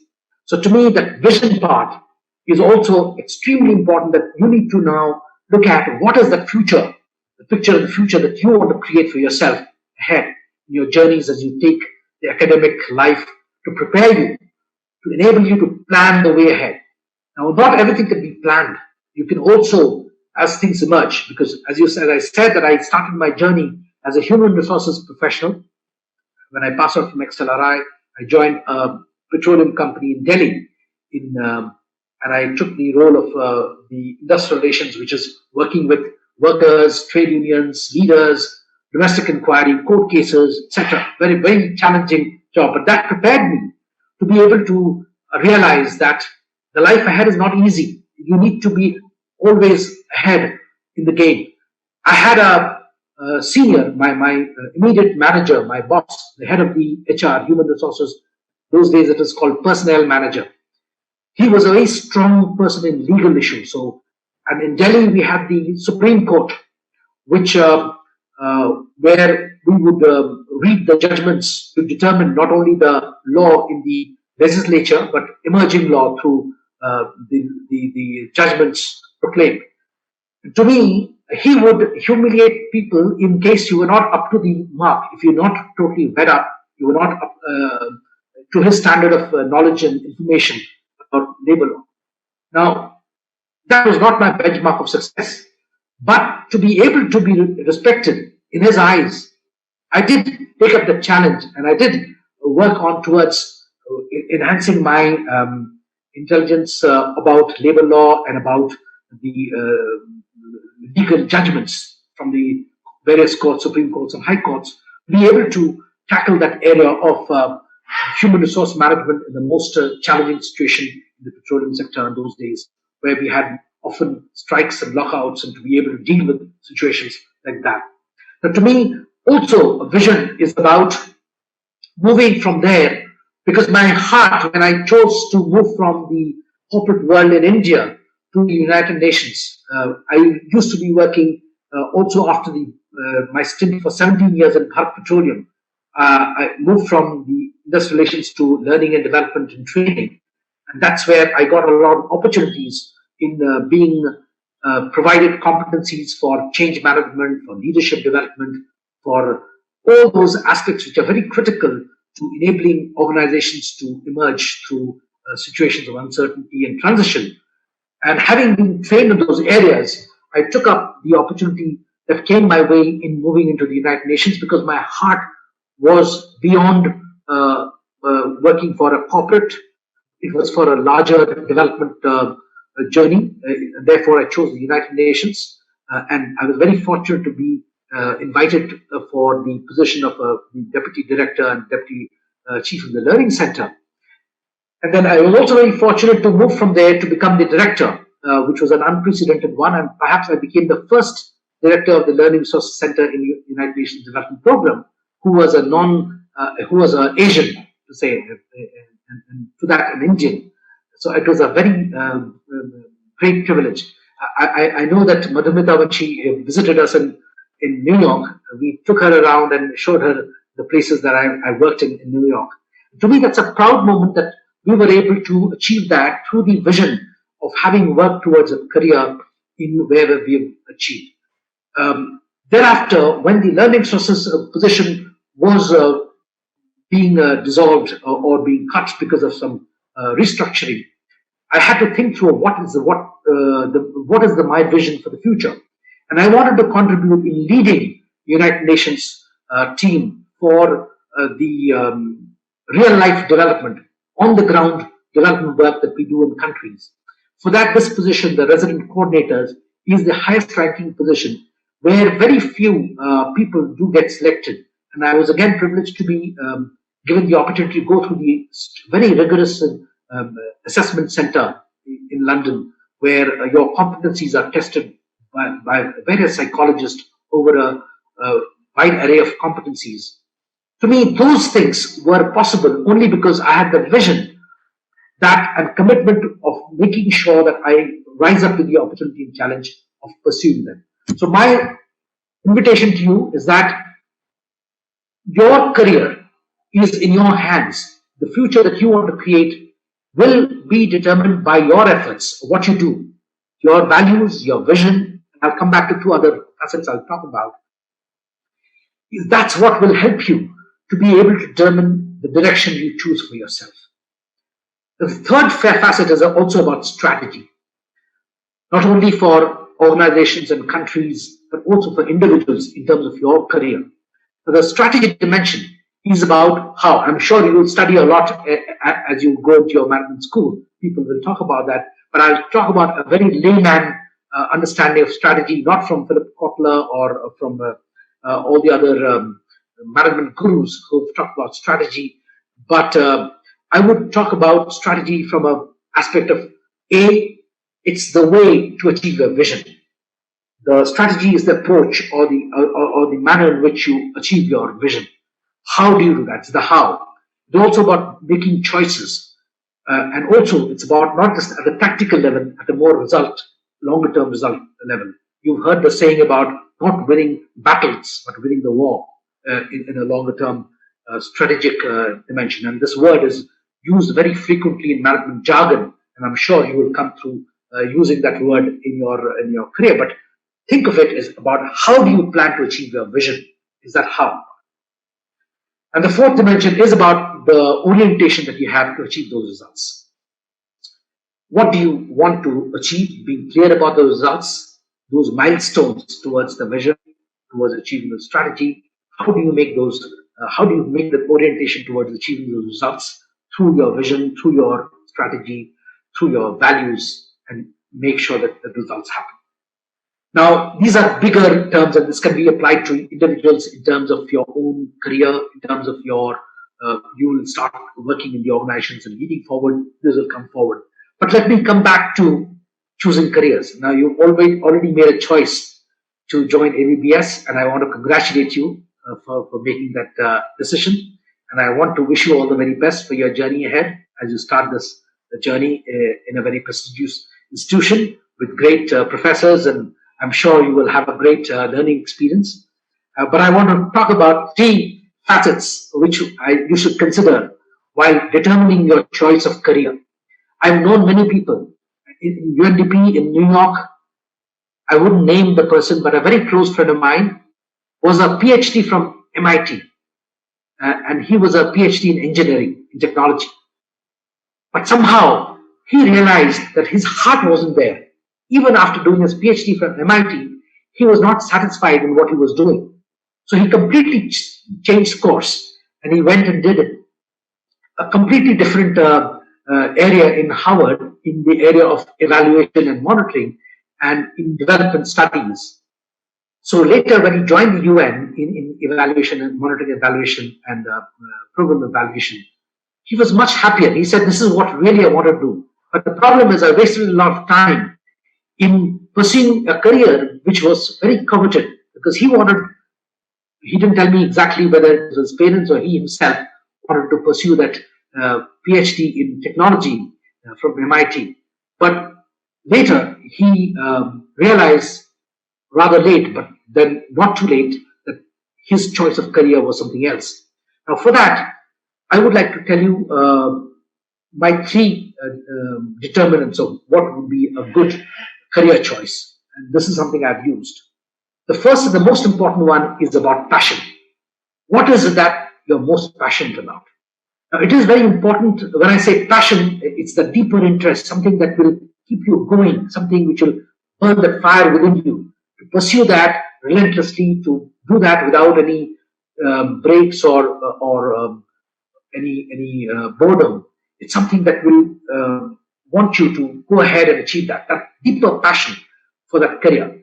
If you choose a career with that deep passion, the work you do will not feel like burden. It will feel like pleasure. It will feel like enjoyment, and therefore you will really enjoy your career, whether it's being in the medical profession, being a teacher, a professor, being a business specialist, a financial wizard, a monitoring and evaluation expert, or even a technology geek. So whatever is what you need to do should be based on your passion, something that you're deeply committed to, something that excites you, something that makes you deeply happy. That's the first determinant. But in addition to that, you also need to weigh out your own capability. What are your real strengths and capabilities?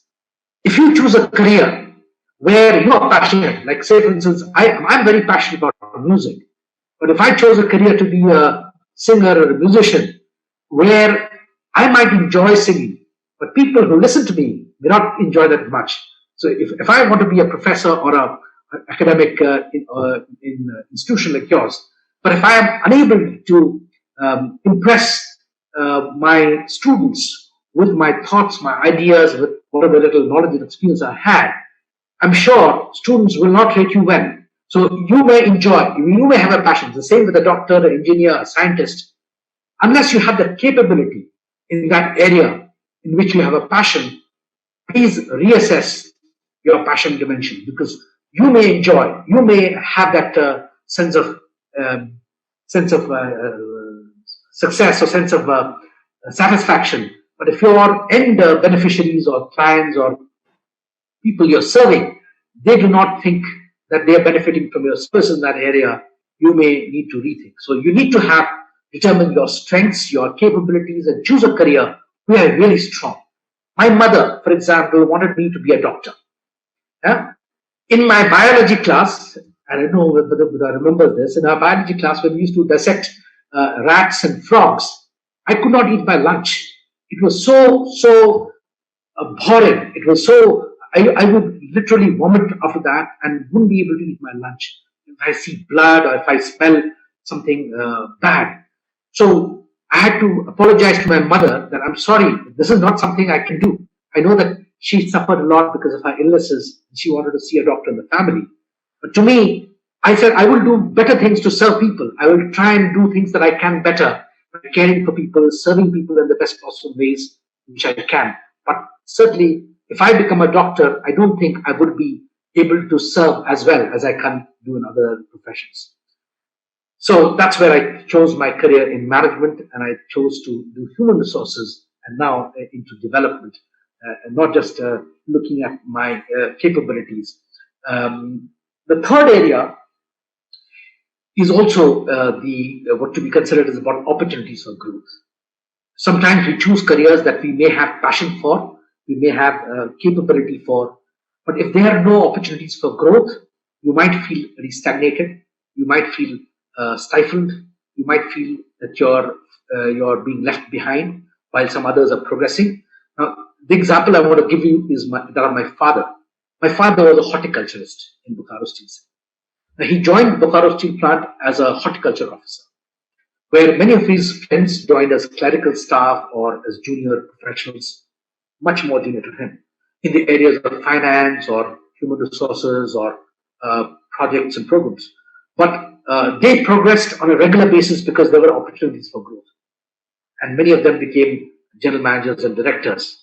Whereas my father, who was, I believe, technically very, very strong and very passionate about his area of work, and he did some remarkable things, including greening of a city that began from a empty, bare space in a steel city in Bokaro. The greening, I attribute a lot of it to my father, his efforts. But somehow he felt that he did not get what he deserved in his career in terms of career growth because there were no opportunities. And a technical job at that, he only progressed one promotion from an officer to a senior officer. And that's about it. So he, personally, when I was looking for an opportunity to take up the area, I specialized in my undergraduate in honors in botany.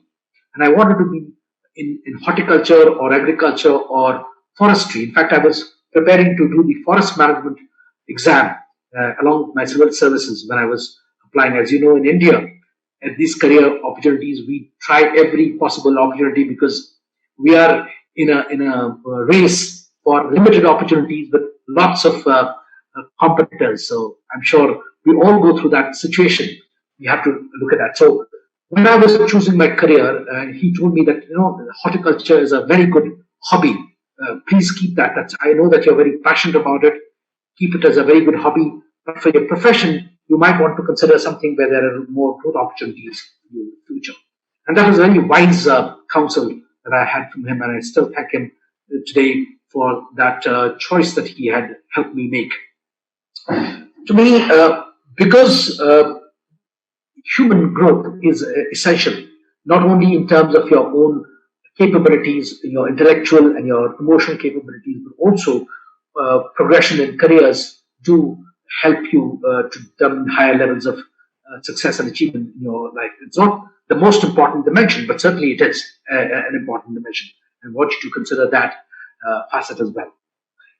One of the things that I would like to also talk about is that a facet that I learned in my time in Infosys.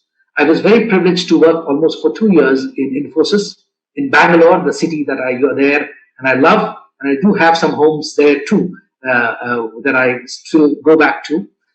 And hopefully, if I ever visit Bangalore again, and if things normalize, I'll take the opportunity of trying and seeing and visiting in the institution. But in Bangalore and Infosys, I learned one of the most important competencies is not what you know already, but the competence of learnability, the ability to keep learning. So as I talk about, when I came from Bharat Petroleum, which was a public sector organization, Navratna, mega public sector, but still a public sector. So when I joined Infosys Leadership Institute, many of my colleagues were from very prestigious and privileged multinationals and global organizations like IBM, PCA, PwC, etc. And but fortunately, it was not about what you did. They were recognizing you for what you can do, what you can learn. And very quickly, I was very privileged to be within the 2% of what they called at that time Infosians, the high potential Infosians, because your performance, your ability to do based on what you could learn was something that they were that time promoting and rewarding. So to me personally, that attribute of learnability is a very strong area. Even for Infosys, I remember that they don't choose only electronics and computer engineers for their programming. They choose all engineers from different walks of life and different people from different graduation streams as well, because they don't test you for what you know. They test you for what you can learn, what you can do. The learnability dimension is also very important. And there, in Infosys, I want to also highlight, because it's a very special memory for less than 2 years that I was there. But I did have the privilege of working with giants of the industry like Narayan Murthy, with Nandan Nilekani, with Shibulal, and all the other leaders of Infosys, because we worked very closely with them in the Infosys Leadership Institute under the program called Leader Teach Leader. So we were working closely with them in building a cadre of leaders for the future by leveraging the leaders as teachers. And we were working closely with them to build the curriculum based on real life stories, real life experiences that had, and blending it with the global knowledge or the economic knowledge that we've had around that. So that's another. So learnability is also a key issue that I want to also talk about. I know that we have almost about 15 minutes more. I don't know whether we have any opportunity for any questions, or if there are any specific issues that anybody would like me to focus on. I'm happy to do that. But I would also like to share two other thoughts before I conclude my conversation with you. What's about challenges and opportunities? To me, every time there has been a challenge, as we say that there's a silver lining in every cloud, we need to look at for the opportunities there. As I was telling you, when my position in the UN learning system seemed to be coming to an end, I chose to see that there's an opportunity to find a new career. I didn't know anything about mainstream development earlier when I was in the corporate world. But when in the 10 years that I was in the UN development program, UNDP, heading the learning and development function, the training function, I learned about development. I learned about humanitarian. I learned about security and all the competencies and the areas of work that you need to do as a UN resident coordinator. So that created me the opportunity. So I was personally very, very challenged and frustrated when you had your position that you were enjoying, and you were working towards hitting new highs, new mountains, and new successes in your career, that suddenly you get a roadblock. Sorry, this is the end of the road. Instead of getting frustrated, instead of getting pessimistic, that element of the optimism needs to be retained. But optimism, not only in terms of unrealistic optimism, but steeped in deep in reality. You need to be very clear about that you need to work towards a positive direction, but you need to also keep your feet on the ground firmly and not only your head in the clouds. You need to be very clear about where the direction you need to go and leverage that opportunity in the best possible way. So I would finally say that these are some of my own learnings. There's a story that I would like to perhaps tell you. I'm sure you may be aware of this. One of my favorite authors is a man called Joel Arthur Barker. He wrote a book called The Power of Vision. There's a very interesting story called the starfish story. Many of you may already know it, but to me, that if you look at it, maybe you may find some videos also on internet, on YouTube or Google. Maybe if you can Google it out. The author is Joel Arthur Barker, and his book and the video is about the power of vision. The story is like this: that an old man is walking on a sea beach early in the morning. As the sun is rising, he sees a young figure at the end of the beach where the sand meets the water, doing some kind of dance movement or acrobatic stuff. And he's wondering, what are these young people doing today? So he was very amused and he was very inquisitive, curious to know what this young man was doing. So he walks up to this young man, and this sagacious looking man with a white flowing beard and white hair in a robe looks at this young man who's in his shorts and t-shirt trying to do some stuff there at the end of the sea beach. And he asks him, "Young man, what do you think you're doing?" The young man looks up and he sees this sagacious looking wise old man, and he's feeling proud that this man is very interested in his work. So he tells him that I am happy that you're asking me this question. Let me tell you that last night there was this high tide that brought thousands and thousands of these starfish that came onto the beach. Now that the tide has receded, these starfish have got stuck in the sand. And now that the sun is rising, the sand is getting warmer and it will soon get hot.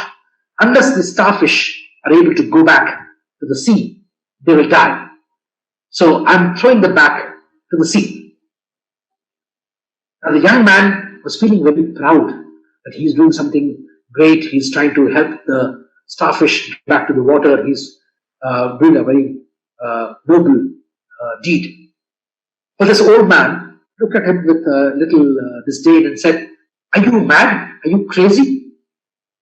This is not what the young man expected. He didn't get frustrated or perturbed. He looked in the eyes of the old man and said, "Excuse me, sir, what do you think? Why do you think I'm crazy or mad?" He said, "Young man, can't you see? There are miles and miles of beach. There are thousands and thousands of starfish. You are throwing back some of them. What difference will it make?" You know what the young man did? He did not stop.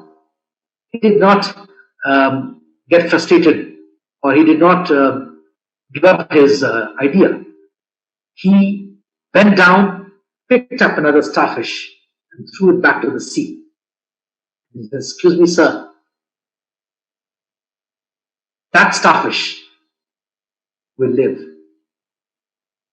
And that is the power of vision. The power of vision is not about the starfish or the young man. The power of vision is not what it is. The power of vision is what it does to you. Does it keep you completely focused, determined, persistent to your goal? Or does it frustrate you, easily take off your direction just because somebody criticizes you, somebody makes a comment and complains about things in a way which does not make you feel happy or satisfied? So that power of vision is what it does to you. How does it keep you motivated? How does it keep you inspired? How does it keep you on track on the vision that you've determined for yourself? How does it help you to work on your values and your character, all those 7 characteristics that I talked about? That's the power of vision. So, my dear students of ABBS, my dear professors who are sitting there on the screen and who may be watching this from wherever you are, from my little humble beginnings that I began my career, I have always believed that it is up to you what you can do. Obviously, there are other factors that also enable in achieving your career, which you might say are whether it's not only your efforts but the good wishes of your well-wishers, your parents, your friends, what you may call luck or fortune, but also certainly the grace of the Almighty, and we believe in all that. But at the end of the day, it's your efforts that you can change, that you have control or influence over.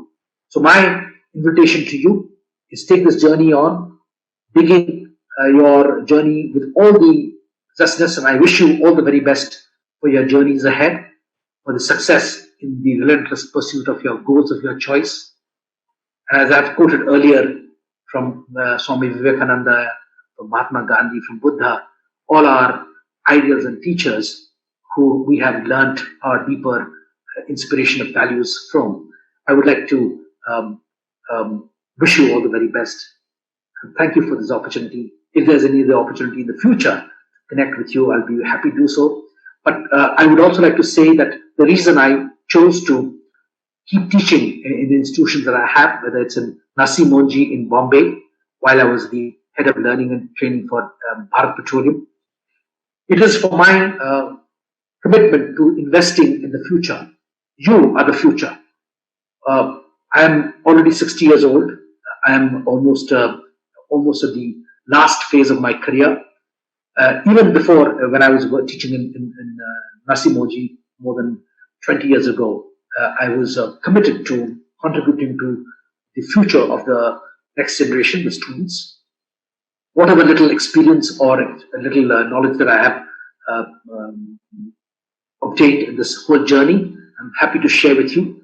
So some of these offerings that I have made today in our conversation, although it's more like a one-sided conversation, I cannot hear you, but maybe at some point in time later, I would be happy to engage, interact, and be able to hopefully make a little contribution in your determining successes in your future careers ahead. So I've always done that, whether it's in Bombay, alongside my career as the head of learning development for Bharat Petroleum, whether in New York, in the Columbia University, in the School for International Public Affairs, when I was teaching a course on human resource management in the Executive Masters in Public Administration. I have always believed that these investments are most crucial, not only for the students, because not only does it contribute to their ability to think about new things, to have some perhaps some guidance and support in the areas that they want to work for, but even for people like us, teaching is perhaps one of the best ways of learning, and I have enjoyed that. I don't know whether after my retirement from the United Nations, I will choose also some career in case you feel that I have some competencies in teaching. I'll be happy to take that as an opportunity as well, if not full-time, at least part-time, because to me, contributing to supporting the building of your future, because your future is only you will build.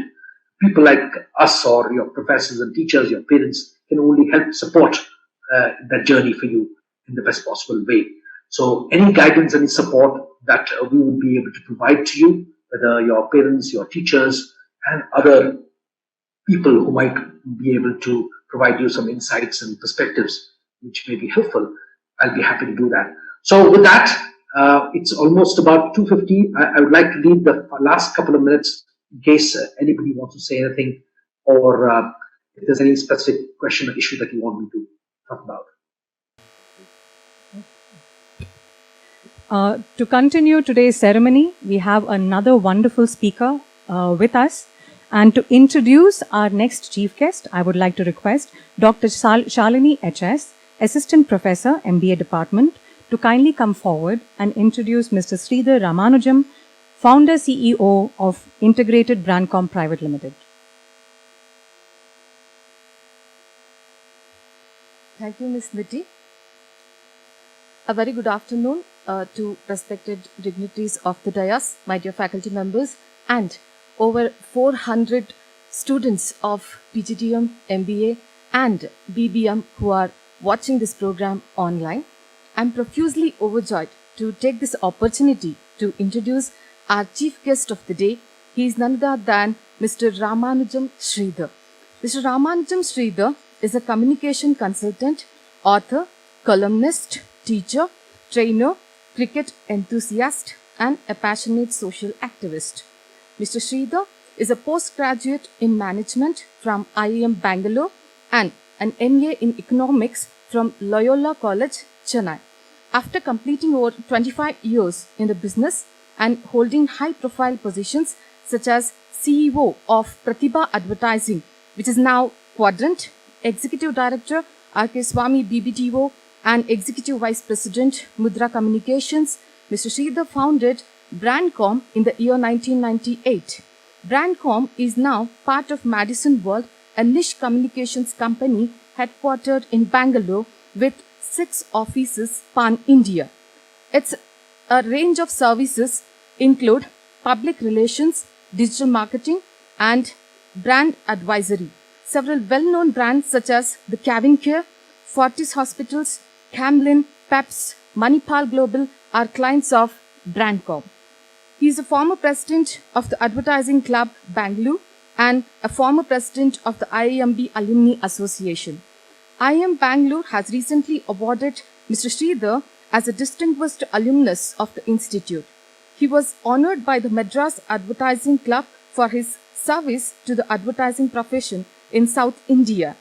He has been awarded the Lifetime Achievement Award for Communicators from Public Relations Council of India, PRCI, in March 4, 2017. He has authored 3 books, the first one being One Land, 1 Billion Miles, a bestseller in India, and its sequel, Googly Branding on Indian Turf. He launched his 3rd book in Tamil, Envali Tanivali, which in English means My Way is a Unique Way. And now he is writing a textbook on advertising and brand management. He is a trained counselor and is a trustee in Vishranti, an old age home. He has started a trust in his mother's name to help educate the girl child. I welcome you, sir, on behalf of entire Acharya Bangalore B School team, and we are really greatly honored to have you here as the chief guest for today's program. Now I request our distinguished chief guest, Mr. Ramanujam Sridhar, sir, to address the gathering.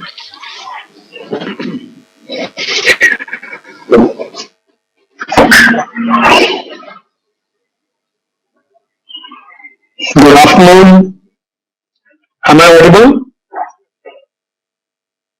Yeah. Good afternoon. It's a pleasure and a privilege for me to be speaking at your inaugural function. I have come to this impressive campus and auditorium in earlier happier days.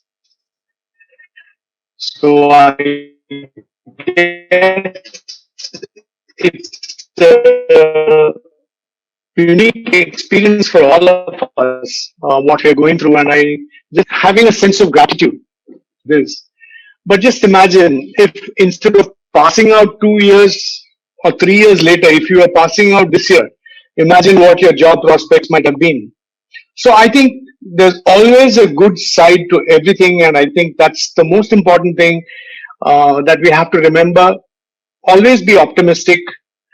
There's a silver lining behind every cloud, and this too will pass. So please don't, let the pandemic, the circumstances, or all the stories that we see in media affect our own optimism, vitality, and desire to succeed. So, first, let me start by wishing you the very best in your new endeavor. I remember my sitting in a similar um, session 40 years ago at IIM Bangalore. And the first thing that I was thinking at that time, like many of my friends, was why am I sitting here in IIM Bangalore? I should be in IIM Ahmedabad or I should be in IIM Calcutta. Because in 1980, IIM Ahmedabad and IIM Calcutta were rated higher than IIM Bangalore. Now, I think the situation is different. So the first thing I want you to remember is that the grass will always seem greener on the other side. You are in a particular institute and you can always believe, oh, there is Stanford or there's Wharton. Instead of worrying about what that institute's brand name is, think about what I can do to make that brand name better than what it is. So I think that's the first lesson that I want you to remember, that you too can be a brand. You don't need the support of the brand name of a big institution. I'm not saying that ABBS is not a big institution, but there may be other institutions which are better known in the country, even if they are not as good as yours. So that's the first thing. Remember that each and every one of us can be a brand, and that's what we should strive for. The second thing is, I'll tell you a few stories like the previous speaker, and there are some lessons hidden somewhere. Many years ago, I was in advertising, and our biggest client was BPL.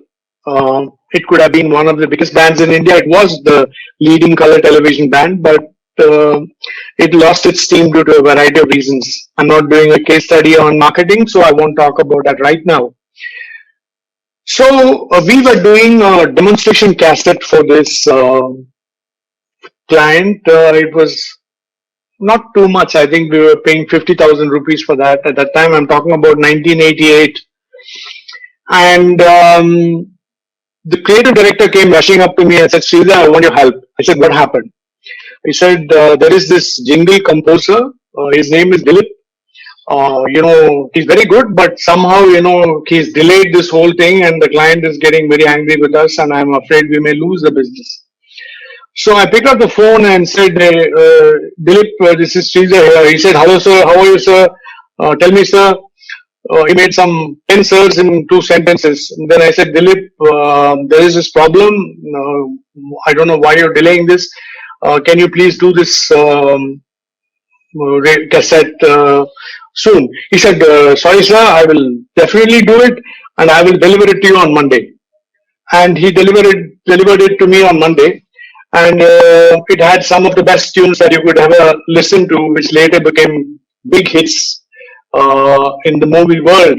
The person whom I spoke to was A.R. Rahman. That was my only talk with celebrity. He later won several Oscars, etc. But I remained where I was delivering orientation lectures. So the point I want to make is, it's not what you are at this point of time, but where you're going to be. So please be clear about what your goals in life are, as the previous speaker spoke about. I think it's very important.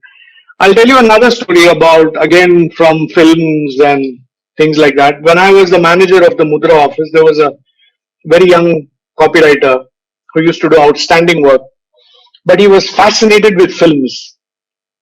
We used to, I don't know, your father might know of a very famous music composer called Ilayaraja. So he was the greatest music director when we were in our 20s and 30s. And so he used to talk about Ilayaraja, he used to talk about P.C. Sriram, he used to talk about doing a film with all this, and I used to get more and more irritated. I said, why don't you just write the ad now? We'll talk about all these things later. Cut back 30 years later, that copywriter who was a young copywriter became Mar Balki, the chairman of Lowe and one of the biggest film directors. He did a film called Chini Kam, which had P.C. Sriram, which had Ilayaraja, which had Amitabh Bachchan, and he invited me for the premiere. I went all the way to Bombay. So the point is, he was very clear that though he was a copywriter and though he was going to head an advertising agency which was global and one of the largest in the world, he was going to make films because he felt that you are reaching out to a much wider cross section of people only with films. So as long as you are following your passion, whatever that is, whether it's making films, whether it's doing something else, you know what you're doing. So be very clear about what your passion is. Don't give up on that. Keep working on it without compromising on your career. And I'm sure at one point of time, your passion will ensure great success. The third thing is, many of us are from big towns, and then, I studied in Chennai or Madras as it was, and I came to Bangalore, and I've lived here, and there are people who are from Bombay, Delhi, etc. But today, India is moving towards the unmetro. We recently had the retirement of MS Dhoni, who was arguably the greatest cricketer that India ever produced. He was from Ranchi, right? A small town. So it's not where you're from, but what you do that makes the difference. MS Dhoni may be from Ranchi, but whether, some of the biggest cricketers from all parts of the world respected him and were playing under his captaincy in club cricket. And so I think it's really what you achieve that makes the difference. It's not where you're from, it's not your background, it's not what you do.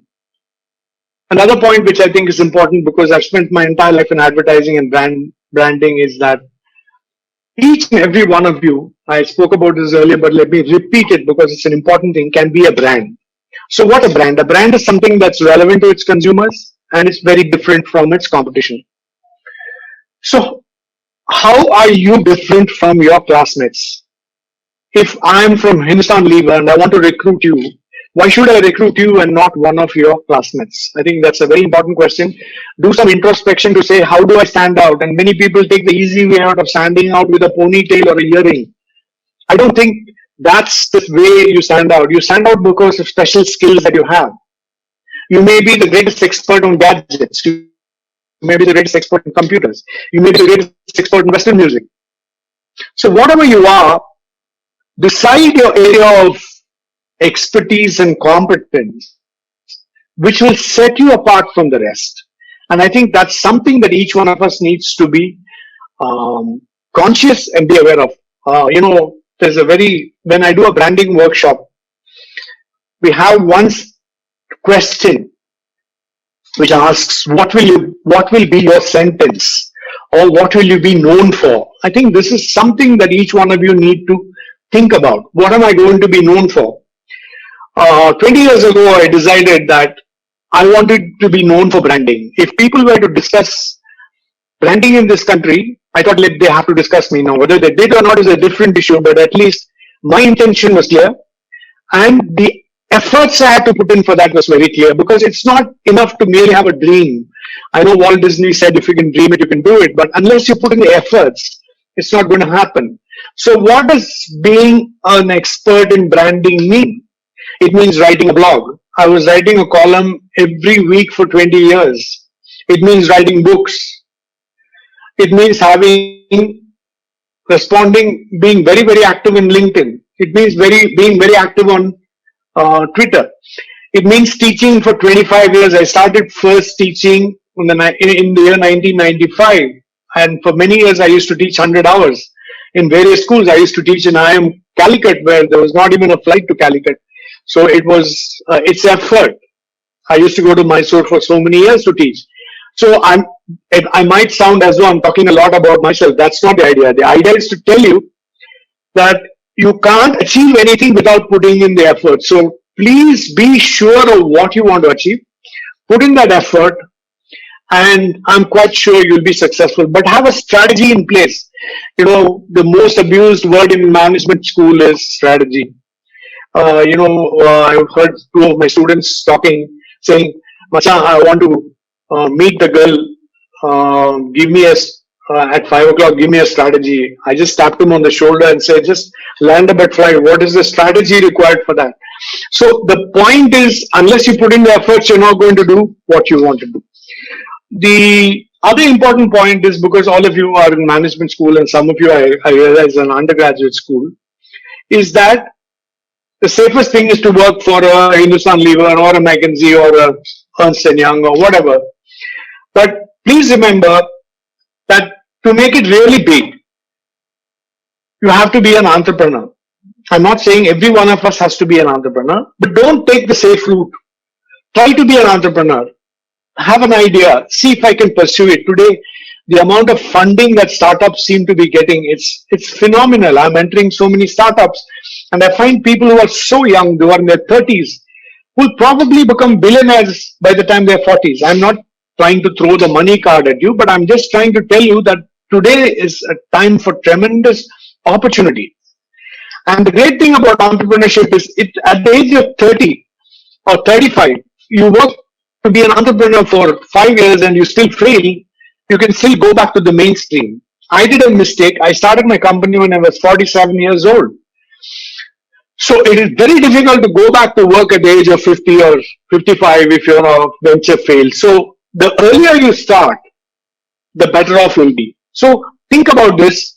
There's so many people whom you can provide employment for. I think India is really, whatever you might worry about at this point of time about the current pandemic, and you will hear horror stories about how the GDP is going down, and all of that is perhaps true.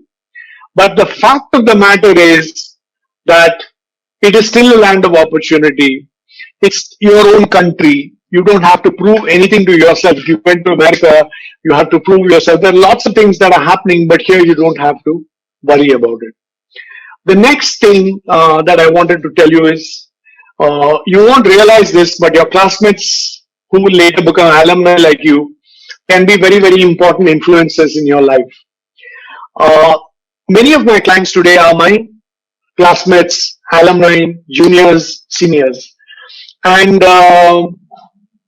I'm not, today I'm speaking at your institute simply because Professor Chauhan asked me to speak at your institute. He's my junior from IMB. If anybody from IMB asks me to do anything, I will just do it, because they went to the same institute that I went to. And I want you to have the same attitude. If anybody comes from IMB, however busy I am, I will see them even if I don't have an appointment. So please remember this. You have two roles to play. One is to make ABBS a much bigger institute after you pass out, because you work in a good place, because you are a credit to your organization, and because you're a credit to ABBS. The second, support other alumni who are from your institute, because they all went through the same thing. They all studied in the same college, studied with the help of the same teachers, used the same infrastructure and facilities that were not available to many others. So please value the institution that you study and value the alumnus that you're part of. Because I think today I spoke about IMB in 1980 and what it is today. Today, IMB is the #1 institute in India simply because of the alumni, I believe. Of course, there are many things they're doing right, like research and the quality of faculty who come from abroad. And I'm sure your institute is doing multiple things to keep itself known and recognized.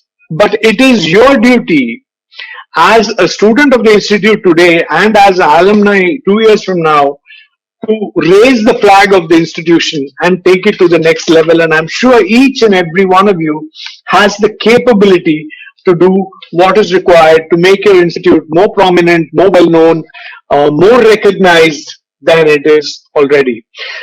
So I think these were some of the things that I wanted to tell you. And finally, it might sound a bit boring, but I want you to just focus a little on academics. Everybody talks about, Bill Gates, and they will talk about, people like Steve Jobs not having formal degrees and things like that. But to me, the role models are people like Sundar Pichai, who are, have nothing but their education. So if you're going to apply to a McKinsey or you're going to apply to a Hindustan Lever or whatever, the only cutoff is going to be your CGPA. So please put in the efforts that you need to do to ensure that you're in the top 10% of the class. I think that's something very important. And another important thing, I've sat in on interviews for IIM and ISB. What we look for in young people is that have they spent more or done more in the 24 hours that is given to them. See, all of us have 24 hours. How do we use it? Some are using it not only for academics, they're using it for sports, they're using it for writing a blog, they're using it for building a social media profile, they're building it for creating music, whatever. But it demonstrates that they're using the time much better, and in the same 24 hours which is available to the rest of us, this person is able to do more. That's really what leadership is about. And if you really talk about management, what is management ultimately? All of us want to take positions of leadership.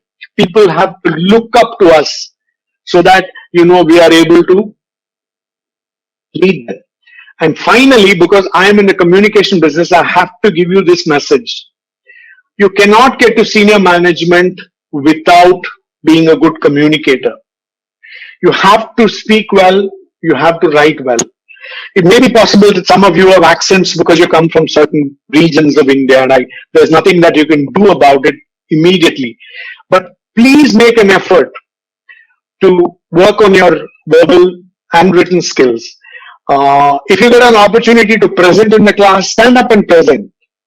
You might end up making a few mistakes, but you're presenting in front of friends. Whereas when you go to the corporate world, everyone is out to get you. So you're really presenting in front of a competition. So you use this time that you're in the institute to demonstrate that you can actually speak, that you can actually make PowerPoint slides, that you can actually make a presentation which will make a difference to getting your business. So basically, these were some of the few things that I wanted to share with you. I feel that you are in a very, very important phase of your life. The one way to look at this 2-year course is just a 2-year addition to your engineering or your bachelor's or whatever. If you've worked and you're coming here, you will know the difference. I worked for 6.5 years in the banking industry, as I always used to say, counting other people's cash and writing other people's fixed deposit receipts. So to me, the 2-year was an amazing period where I suddenly realized that, the value of whatever I had done and that how little I knew. So if you treat this 2 years as the most transformative years of your life, and it can be that, please, I repeat that, it's very, very important that this 2 years or 3 years in the case of graduation can be a very, very big life changer, if you will. So view it with that perspective, give it your best shot, go with your best attitude, and I'm sure 10, 15 years from now, many of you in this class will become industry leaders and will be guiding many other young people like we are trying to do today. I take this opportunity to wish you the very best in your life, and I thank ABBS for having invited me to this webinar, and I do hope that I have an opportunity to interact with some of you both personally and professionally. Once again, wish you all the best. Jai Hind. Thank you. Attendance will be captured on a daily basis, and students are required to be punctual for all the online sessions starting from tomorrow. The students are to be dressed strictly in a formal attire and enable your videos during all your online sessions as well. So I hope that's clear. This is very specifically to all of our undergraduate students. Moving on, this announcement is for our PGDM students of the 2020 batch. The PGDM orientation session will begin tomorrow from 9:30 a.m. onwards. And you will get a complete overview of the PGDM program tomorrow during this orientation. During the session, you will get information on the course structure, the course content, the extracurricular activities, as well as the co-curricular activities that will be communicated across to you. You would also have the opportunity to be introduced to all of our PGDM faculty and staff members, and as well as the best practices of the PGDM program. And finally, it is very important that you are formally dressed again, and a calm environment is maintained during this orientation classes tomorrow. Finally, I would like to make an announcement for all the MBA students of the 2020 batch. The orientation classes for MBA students will start at 9:30 from tomorrow. As informed, classes will be delivered using Microsoft Teams platform only, and all MBA students who are already a part of the MBA 2020 team on Microsoft. Kindly download the Microsoft app and use the guidelines which is being shared to you on a PDF format. Proper formal dressing and a calm environment is required during your orientation classes. MBA students must fill in their full name and alternate contact details and send it across as a WhatsApp or an SMS message by 3 p.m. today to the following number. I repeat, all MBA students from the 2020 batch of ABBS is requested to share your full name and an alternate contact number to the following number, either through WhatsApp or through SMS by 3 p.m. today. The number is 9353166818. I repeat, the number to which you need to send your details are 9353166818. If you have any inquiries or you have any further clarifications that you would require from our end, please send in an email to director.ps, that is P for Papa and S for Syria, @abbs.edu.in. I repeat, if you have any inquiries, you can either drop in a WhatsApp message to the number I've given you, or you can send in an email to director.ps@abbs.edu.in. So that finally brings us to the end of our program today. May I now request Dr. R. Jayanti, Professor, MBA Department, to kindly come forward and present the vote of thanks.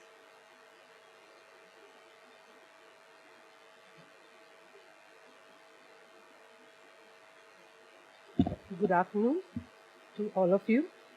On behalf of ABBS, I take this opportunity